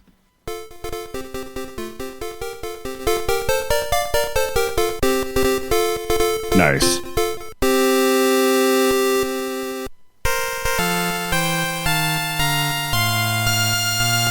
Well, that's the Game Boy Color version of the song. I didn't get to listen to them, because I didn't want to interrupt what you guys were saying. Anyway, my number 3 is the remake of Dragon Quest III HD 2D remake, which I would not normally put remakes on my list, but I put this one on here because it's so because they've done so much to it. It's not like a re-release, like it's they've redone all of the redone all of the graphics, and they've there's cutscenes with spoken words now, which was never on the NES game or the Game Boy Color one. We have the bonus dungeon from the Game Boy Color game, but there's also another bonus dungeon on top of that, which only exists in this game. And Dragon Quest III is considered one of the greatest RPGs of all time in Japan. It's up there, like they put that in the top 3 greatest games of all time. I'm sure you've heard about people missing work and all that fun stuff for it. But it's nice to see a modern version of it out on Switch. We already did have a Dragon Quest III on here, but this is the definitive version, obviously, and it looks gorgeous. Akira Toriyama, who died this year, right? We get to see his artwork just looks gorgeous, like with the 2D HD treatment. So it's cool to see all these, because I always loved his monster. I think his monster designs is what carried this series for so long. I don't think Dragon Quest could have ever been what it was. I don't know if you saw, like, after Akira Toriyama died, you saw the the original idea of what they wanted the slime to look like, where it just looked like a regular slime, and then he comes up with this slime with eyes and a smiley face, and it's like, you fucking nailed it. Like, we got a classic already right there. Like, you see his design of the slime. I mean, this is the guy who invented the poop emoji, so it makes sense. I mean, versus like what Yuji Horii wanted to be like a realistic looking slime, like, and then you see their design, like the design of Toriyama, and it's like, all right, yeah, no, you got something here. Like, they just kind of put it together, and yeah, it's a wonderful game. They've added a lot to it. Like I said, the dungeons are bigger now. They put bosses before every key item that you get, which in the original one you just get the item. Now there's bosses there. They added a brand new class. There's the monster wranglers now, where you can go and find monsters, and you can use them to have competitions with the monsters where you get specific items from that. And it's just like, it's fast, it's smooth, like it looks great, and it's been a minute since I played it, but it's on my list. Obviously, it's on my list of games I really want to finish. I put 25 hours into it. I even made sure and reloaded the game to look, and it says I have 25 hours and 11 minutes exactly. Was how much I had in there. But I'm pretty close, I think. I mean, it's around like 40 or 50 hours long. But from what I heard, those new dungeons are hard as fuck. Like, they will destroy you. But also, you got to know how to play Dragon Quest. As Jeremy has said before, you got to do the oomphes, and you got to do the buffs and all that. You got to know how to do those spells, otherwise you'll get fucking wiped out. Well, and there's characters that can do like the thwacks or whatever, where they kill you in a second. So you got to be careful. They'll snap your head out of it. They'll Thanos you. They'll just like snap you out of existence. But I don't feel so good. Yeah. But yeah, no, Dragon Quest 3 HD 2D remake. I love the crap out of this game, and I played a lot of it when it came out, and it's wonderful. I didn't check to see if it's on sale, but it might be. But yeah, it's like I said, Dragon Quest 3, one of the greatest games of all time, and I'm so happy that this came out, because we didn't. For a while there, we didn't know like when it was coming out, and now it did, and it's a wonderful remake. they've done so much to it. And does it have the quality of life where you can make things faster or like, turn off encounters and stuff like that? you cannot turn off encounters, unfortunately, but you can speed up the battle, which I 100% recommend that you speed it up all the way because it is really slow without that on there. So I sped up the battle, and also there's the options where you can make the computer control your characters, but I don't like that. So I turn that off automatically where you can because I've heard people being like, oh yeah, well they can do what I was like. I don't want that. I want to be able to control everybody. So so that's why I did it. But yeah, it's a great game, and check it out. It's not on sale at all. It's still $60, but it's totally worth every cent of that. So apparently it's doing really well too. It's sold a lot. So I'm very excited to see Dragon Quest 1 and 2 HD2D whenever that happens.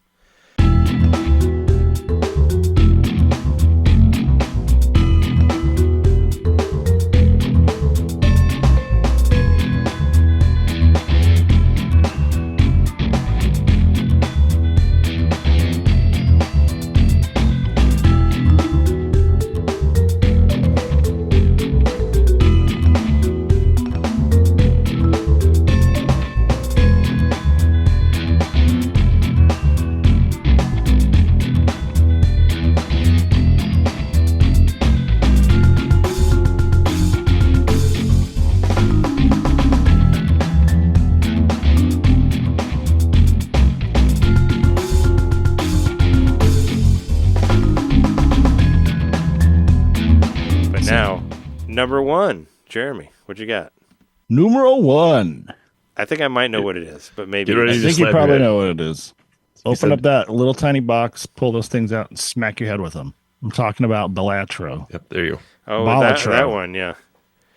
I was wondering if you'd like bend the rules and put a Pokemon trading card game on there. I thought about it. I mean, you could. It's still like Nintendo. It's Nintendo adjacent enough, right? It's a Nintendo game. I mean, it's Pokemon. It would have been a stretch, and I didn't need to do that. If I thought you might have put it in somewhere. I mean, it is a good game. But yeah, Balatro. It's in my honorable mentions that are non-Nintendo, because it's not technically on the Switch. It may. I mean, it's kind of silly. It's not. Maybe they will eventually. I mean, yeah, but Balatro has to be your favorite one, right? Because you have 3 Balatro I own 3 times, right? Yeah, so I own PS5 2 versions. And mobile. I own 2 versions of my number 2 gaming, and I have 3 versions of this. Technically, I had 4 because I didn't realize that the Apple Arcade version is different than the one that you just buy. So I got rid of my arcade and just bought it outright, and I had to start all over again, which kind of sucked, but that's okay. How's it different? Oh, really? Oh, it makes you restart? It doesn't save? I don't know. For some reason, it's called Balatro Plus on the arcade. I don't know what the difference is. I didn't notice a difference, but maybe it's got all the same stuff, including the DLC that gave it different card backings and stuff for like The Witcher and Dave the Diver and all that. Oh yeah. I remember that where they like brought them into the indie greats or whatever. It's like, hey, I think this is just one of those things. Like every few years, something comes out that's just, I don't know, somebody just got that special sauce right and caught the lightning in the bottle and all those other cliches. This game's just amazing, and everything about it is good. I just love it, and it makes me feel so smart when I play it. I feel like my brain's firing on all cylinders, and then then I'll just lose, and I'm like, wait, I'm not smart. That's okay, because it's fun. It's fun to like sort of get to where you know how much money you're gonna make before it shows you, and things like that. I think about when Miyamoto said his hobby was he would carry a tape measure around and then guess how big something was and then measure it or whatever. He said that in an interview once. So it's like kind of a boring hobby, but that's a hobby. I've done that. I've done that here at this very house for trying to figure out where shit'll fit or whatnot. Like guess it and then measure it. I guess. I mean, I don't do it for everything, but I've done it at the house. They say guess twice, measure once. I don't remember how it works. But anyway, this game, just a great game. I bought it on kind of a whim. It had been out for a little bit, like not long, a couple of weeks. Trey, you had got it when it first came out. I probably got it before you did, and I did play it. I did play a good amount of it, but I never made it all the way through. You did, but based on all the platforms I've played it on this year, I've definitely gotten over 100 hours in this game. It's stupid. It was my number one played Switch game in time for the year, and it pales in comparison to when I played it on the PS5 and subsequently probably what I've put into the mobile version in the past couple months. So, is it your number one on PlayStation as well? oh yeah, by far. Wow. Yeah, I think it. I mean, did you mention it on our last episode when we did our year in review? I thought Yeah. maybe you did. I mean, I don't have that data in front of me right now, but I think you did because we did talk about PlayStation hours also. yeah, I mean, I played more my PS5 hour wise more this year, and that was Well, a bit sad to me. But it's also a 7-year old console. We played remotely, right, on your phone for the PS5 Yes. one. Yeah, I did some of So that yeah, too. so I, mean, I thought Before the mobile version came out, that was how I played it on my phone. Yeah, because you said you played a Plugged lot up of in it my bed. like before bed. Yeah, doing the remote stuff. So But there's a whole challenge mode in this that I think that I could do better in. I've completed like exactly half the challenges, I think. But I think I still have one deck to unlock, even though I want to say I beat it. I haven't really beat it, but I've gotten through a lot of runs, and every time I play it, I just keep playing it. It's very rare that I'll start playing it and be like, nope, and turn it off, which is probably bad because it's pretty addictive once I start playing it. And now I can just play it anywhere on anything, really. But what a cool game! Art style, graphic. I mean, it was all done by one guy. Another one of those, and the only thing he didn't do was the music, but kind of a cool thing he had was he commissioned somebody to write a song for him, and then it's like, is there music in there? Had it basically like several different versions of it. Yeah, there's like several different versions of the same song, but he would like have them kind of running parallel, and then when you go to a different screen, it'll be the same song, like kind of, but like a different version of it. So that's kind of how the flow of the game works with the sound. But yeah, no, there's always music playing. It's got a really kind of, like hazy look to it because of the CRT filter. And it's one of those games where you just want to keep going. One more time. You'll lose and you'll be like, no, I can do better than that. And for the first, several hours of the game, you're unlocking stuff all the time too. So that makes you want to keep playing. But I mean, I'm at the point where it's rare that I unlock something even on the Switch version. But yeah, I don't know. I almost flip-flop Peglin and Balatro just because I wanted to be silly, but no, that would have been dumb of me. There's no way that... I mean, you played a lot of both of them. I played a lot of both of them. I still play both of them. And then Balatro's been out since, I think, like May or June. And I've been playing that consistently since then. Or, a week or two after it came out until now. Most days I play it. So yeah, it's wonderful game, and man, what an achievement! I can't remember who the guy's name is, but he just goes by his online name. He hasn't like revealed his actual his identity or anything. He likes to stand out from the public eye, so to speak. And I don't think there's been any I think there's been like bug fixes and stuff, but I don't think there's been any actual like gameplay changes.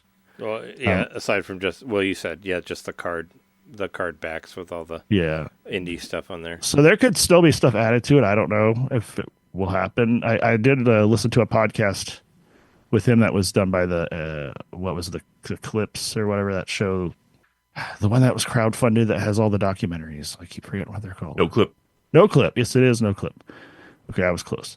No Clip had like a podcast where they interviewed him, and it was fascinating just hearing the process of the whole thing, and kind of just seeing there's just been these really great games these past maybe like 10 years now, but when indie really came into light. But some of the just like the monoliths of these last couple generations are games made by a single person.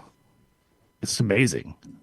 Yeah. Balatro is another one of those, and I mean, it seemed like it came out of nowhere, and once it was here, I just couldn't stop playing it. I was in a direct too, right? It showed up on a direct. This one, I mean, obviously we know it's on sale. It has the smallest amount of sale. This one is $1.50 off till the 6th. It's 10% off. So It's $13.50 instead of $15. So there you go. I mean, they don't Definitely they don't need to put on sale $15. that much, because people love it. $15 is a steal for this game. Like the full price is a steal for how good it is.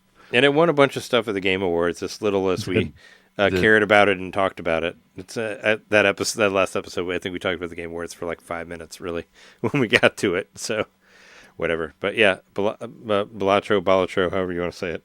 So this is your second card game that's won Game of the Year. Yep. Oh yeah, because of so are you what is it called? Inception? No. What's the other one called? Yeah. Inscription. Yeah. Am I one of them card game players now? Are you a card game player? I think I am because I really like that Pokemon game too. So yeah, I think I am a card game player. You like Slay the Spire too, right? Because that's a card game. Yep. I like Slay the Spire. I played some more of that recently. I mean, going way back, you liked a game called Bot and Kaidos, which also had cards in it. Way back to the GameCube days, you liked that game when it came out. Before it was cool, when it came out on GameCube, you liked it. So. Then there was is it Splatoon 3 or 2? I can't remember which one had the card game. It was on 3. 3 had the card game. I love that card game too. Yeah, then going way back, you liked Old Maid a lot. You used to talk about Old Maid. It was your favorite game. Oh yeah. Yeah. I actually played that with an actual Old Maid. Nice. No, I didn't.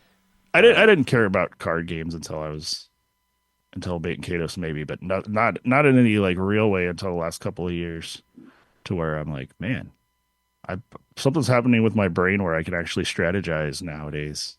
I don't know what. Maybe I got so old and bored that I had to get better at it. I don't know. You got so old and bored that you. I don't think I got smarter. That's definitely not true.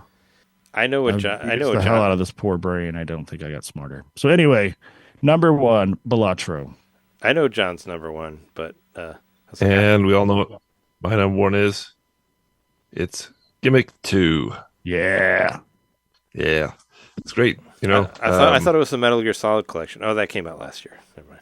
It came out last year. Yes. And you probably haven't played it, but yeah, there was no beating Gimmick 2. I mean, I went kind of back and forth because I really liked. Thank goodness you're here, but man, just the unlikeliness of this even happening and the total surprise.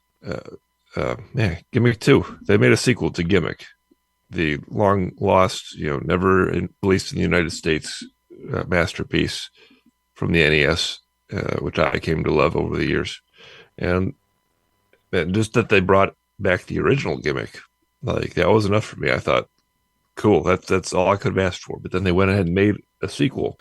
Oh yeah, and we did get a code for this one too. Don't forget. We got a code for this one, so thank you. We got a code from the company, and we also did an interview with one of them as well. So yeah, the great interview. So this game, I checked today. I'm at 52%. I still have to get back into it. Once again, Tears of the Kingdom.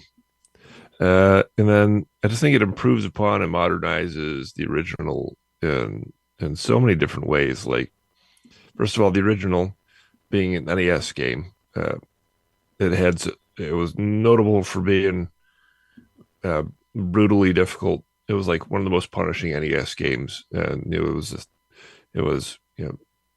3 lives, and you had only a couple hits and all that, and the kind of game that would send you back to the start. Not enough checkpoints and all that. Well, this one adds checkpoints, gets rid of the lives system, just as like Trey was mentioning earlier.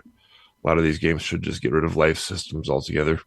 Yeah, we don't need game overs. Just let us just focus on the level by level. It's a lot more fun.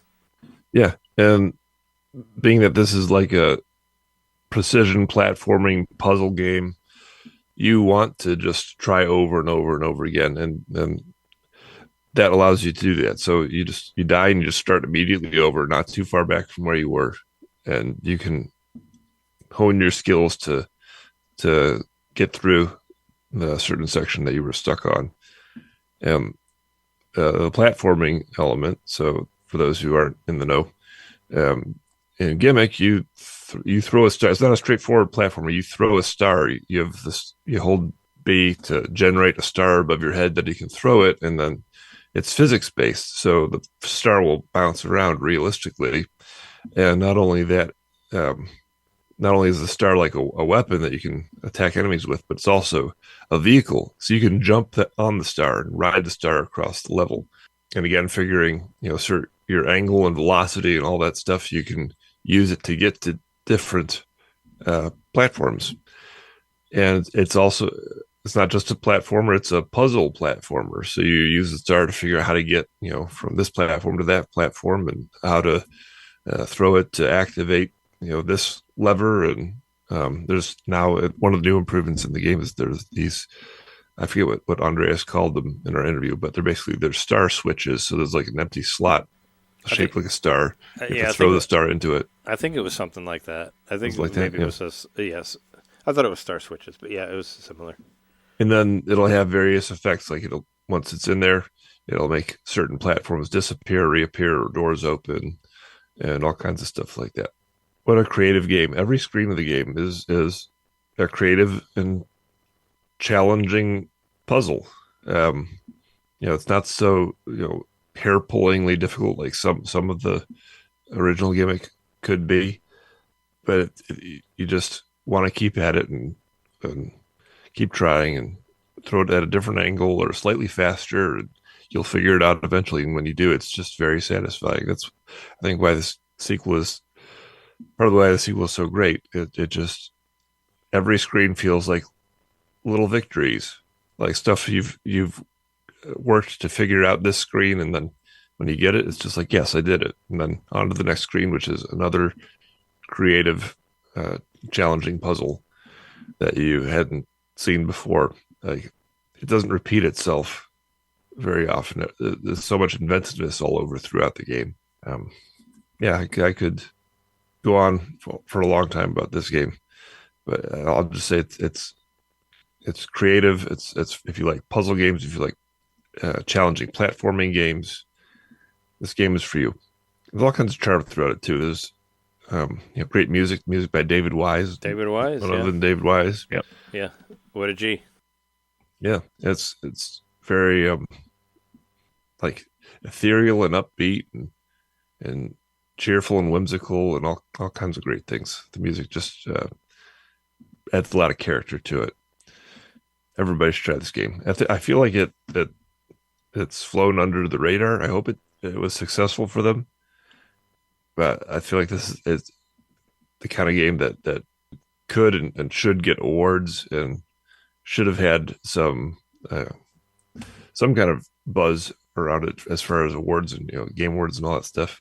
It's a monumental achievement to take this game from 30 years ago and modernize it and I think meet the fans' expectations. There's I'm not the only one out there who is a fan, and I think they met everybody's expectations and even surpassed them with this game. I feel like we were as far as podcasts go, I think we're the only ones that talked about it that I listened to. So, I know there's some YouTube stuff out there, but, but it does really need more talk, and especially, talking about, such a game that people loved and that you've been talking about for a long time as well on this podcast. You probably felt like you had, almost reached enlightenment or whatever, that there was a sequel to Gimmick, like something you've been talking about for a long time. Yeah. Like when I was going back to look at like what some of our old X-Pac episodes were, I think it was like maybe our like third or fourth episode, you were talking about Gimmick already, like pretty early. And we have like almost 70 episodes of those. So, that's been some years, Yeah. You remember there was one episode where we talked about like things we wanted to come to Switch. I talked about Gimmick, and like 2 weeks later they announced the original Gimmick for Switch. Yeah. I felt like I willed that into existence. Sure, yeah. Yeah, it was amazing that it happened, and it was very cool that we did an interview with them about the re-release of Gimmick 1 and got to do an interview again for Gimmick 2. Mm-hmm. And we did get a code as well, of course, but we've all played it. I think it's a great game. I do want to go back to it. Of course, it's on sale. It's 20% off through the 6th of January. It's $19.99, marked down from $24.99. So it's like really, really good game. It's like $5 off. So, but yeah, it's worth it. I felt like this one was more approachable than Gimmick 1. So absolutely, I got farther in this one than I did. I didn't get very far in Gimmick 1. That game kind of kicked my ass pretty quickly, but. This one, I was like, I vowed that if I could make it through 2, then I would give 1 a try again. I did say that when we did our interviews or whatever. But yeah, I guess it's my number 1. I mean, take a guess. It's pretty predictable. It might be called.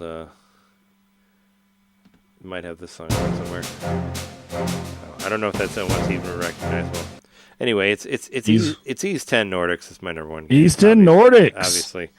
Which, I mean, Jeremy played the 7-hour demo of it, which it was pretty baller that they had that long of a demo. And John played a little bit of the demo too. A little bit. I will say this was going to be the one that I almost threw it in there because I still can't afford to buy the game, but I put enough time into it that I feel like I've at least started it. Oh, sure, yeah. I mean, what we have actually done before where we gave demos, where we put demos in our Game of the Year stuff, so it could be eligible. I think John put what was it, Yoshi's Crafted World? You put that in 1 year. Yeah, it was a dry year. Yeah, Ease is not on sale. Wait, you can get the digital Ultimate Edition for $25 off at $103 instead of $130. What? Don't get that version. Do not get that version. Actually, I did kind of second guess myself a little bit because there was a news item that we didn't get to talk about, of course, because it's been some time between our last episode. But they announced that they were going to fucking Shin Megami Tensei me on this game. They're doing like a Ultimate, what is it, a Nordics Proud Edition or something like that, where they're doing another one with like extra story stuff or whatever. Really? That's coming out. Well, it's going to come out next year. So it'll come out next year in Japan, and then it'll come out the year after in America because Falcom, they're actually NIS, the translators, they take longer to do it, so it won't be out next year. It'll be out the year after. But that kind of pissed me off because I've been championing the fuck out of this game. And I was like, wait, you're going to put another one out that has extra shit in it? Like, fuck you. Come on. I got the physical version of this, the deluxe one. Like, whatever, dude. Anyway, it's still great. Ease 10, Ease 8 was my best game of, 2019, I think, before the pandemic. Yeah. I loved Ease 8 very, very much. And I always made a joke that whenever there's a new Ease game out, that it would be my game of the year. But this one I have to put up there because this game was designed specifically for the Wii, or not the Wii. It's not the Wii. The Switch. It was designed for the Switch from the ground up. So everything is made specifically for the Switch, even though it has a higher frame rate on other systems. What is built for the Switch and then optimized for other systems. So, I mean, I thought that was pretty cool. So it runs the best than any of the other Ease games have before. The story's really great. The characters are great. It's very, it's written really well. Everybody is very charming, and you care about all of them. And you get a boat now. They've basically taken out the overworld is now the sea, which you go across with your boat. If you ever played a game called Wind Waker, it's kind of like that, sort of, because you're on a boat, I guess. I was thinking about how many games I have how many games are on my list that have boats in them. So we got Ease. Dragon Quest 3 has a boat that's a big part of it. Romancing Saga 2, Revenge of the Seven, there's a big boat thing in there as well. So there's 3 that have boats. There's probably more when I'll look at it later. There's probably some boat levels on Super Monkey Ball or whatever. But yeah, Ease 10 Nordics, amazing game. You get to play as 2 people with Adol and Karja, the Viking princess. Yeah. Yeah, I put 16 hours into it, so I've put like almost 10 hours since the demo, but like I said, the demo's out there. Play it through.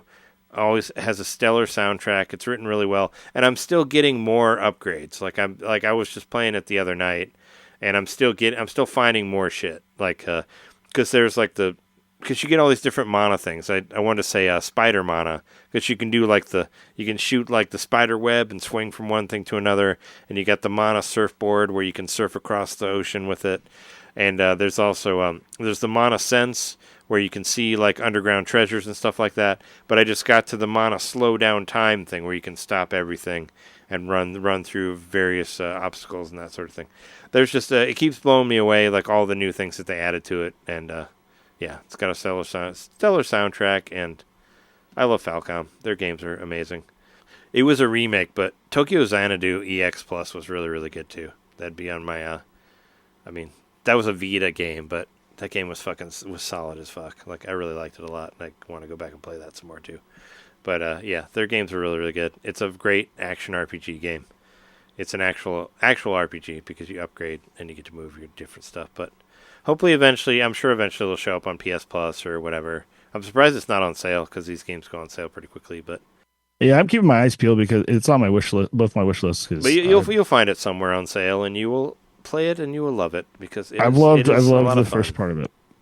Yeah, you played the demo, and the characters are very compelling, and the stories are great, and the boat shit is good, and yeah, I love these games very much. So, hooray for Ys! And yeah, there's many, many more to come. We got Ys 3, the remake, coming out like in a week or something, and then we got the fighting game, the Ys versus Trails or whatever for PSP. Which I want to play. Right. I want to play the shit out of that. That's gonna be fun.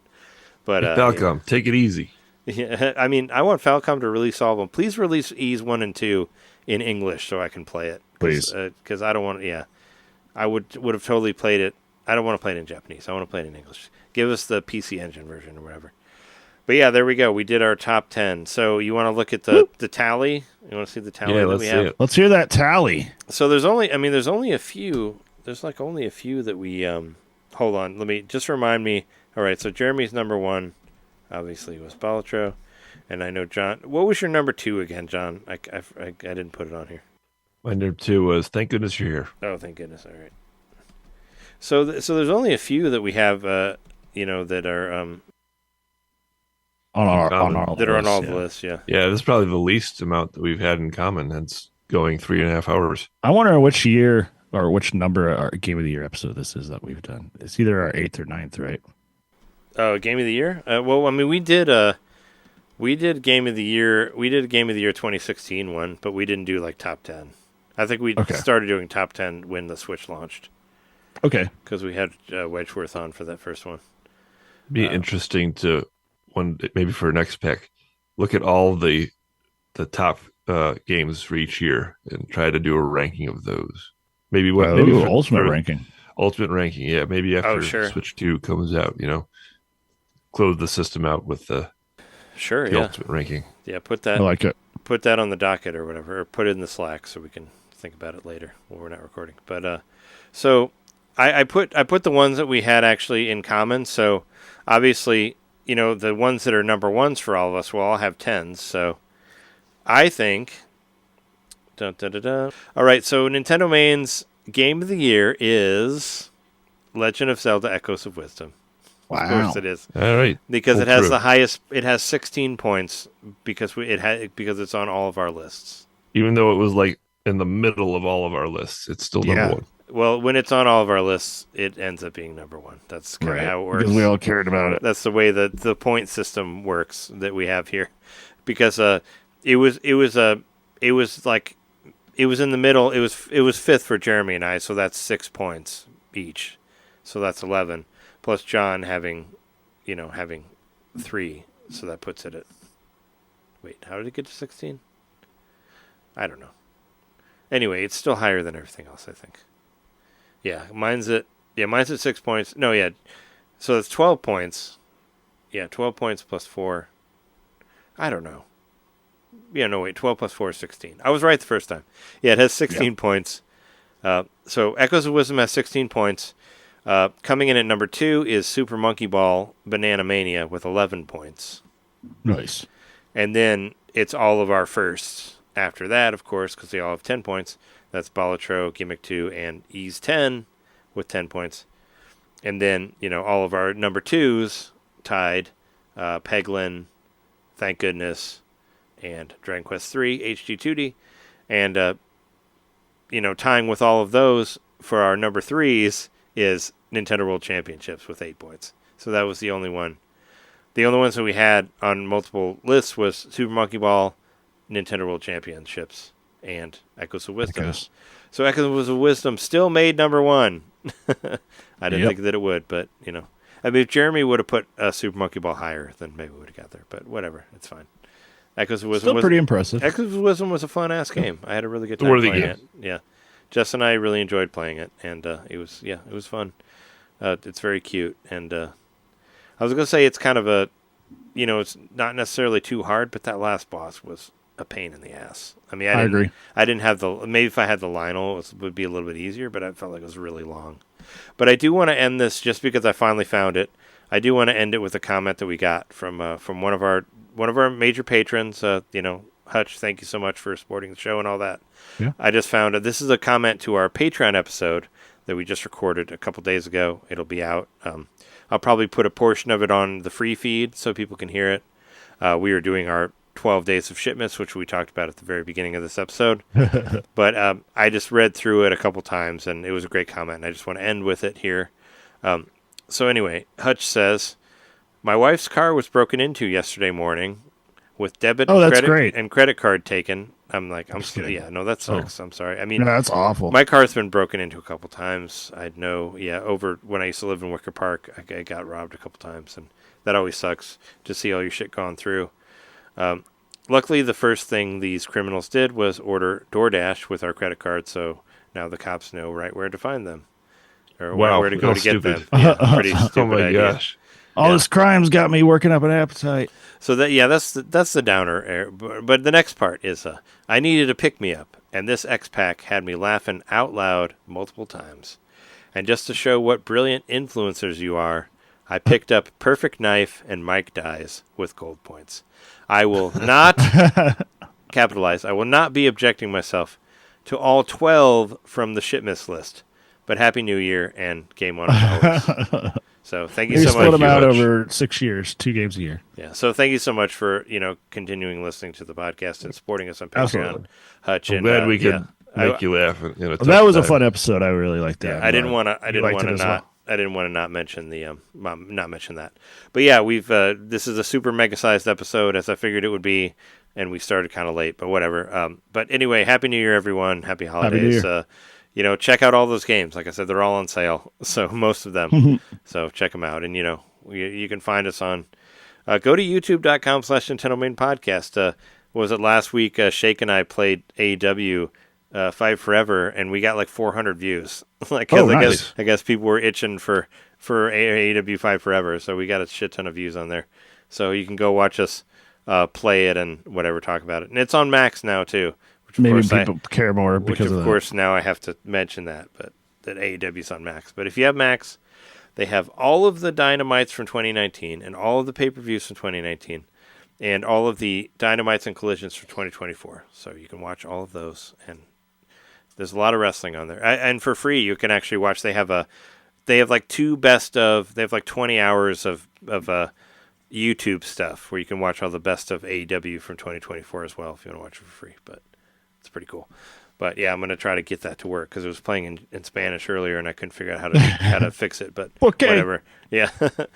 But anyway, thanks everybody for listening to us. Blue Sky, Trey, Jeremy, NintenDomain, look it up. You'll find it. We've been your host. I'm Trey Johnson. I'm Jerry Mikowski. And thanks everybody for listening. Have a Merry New Year, whatever. Play some games. And, let us know about your favorite games as well if we missed them. But, yeah. Happy New Year. Happy 10 games of the year. See Lang Syne. See Lang Syne.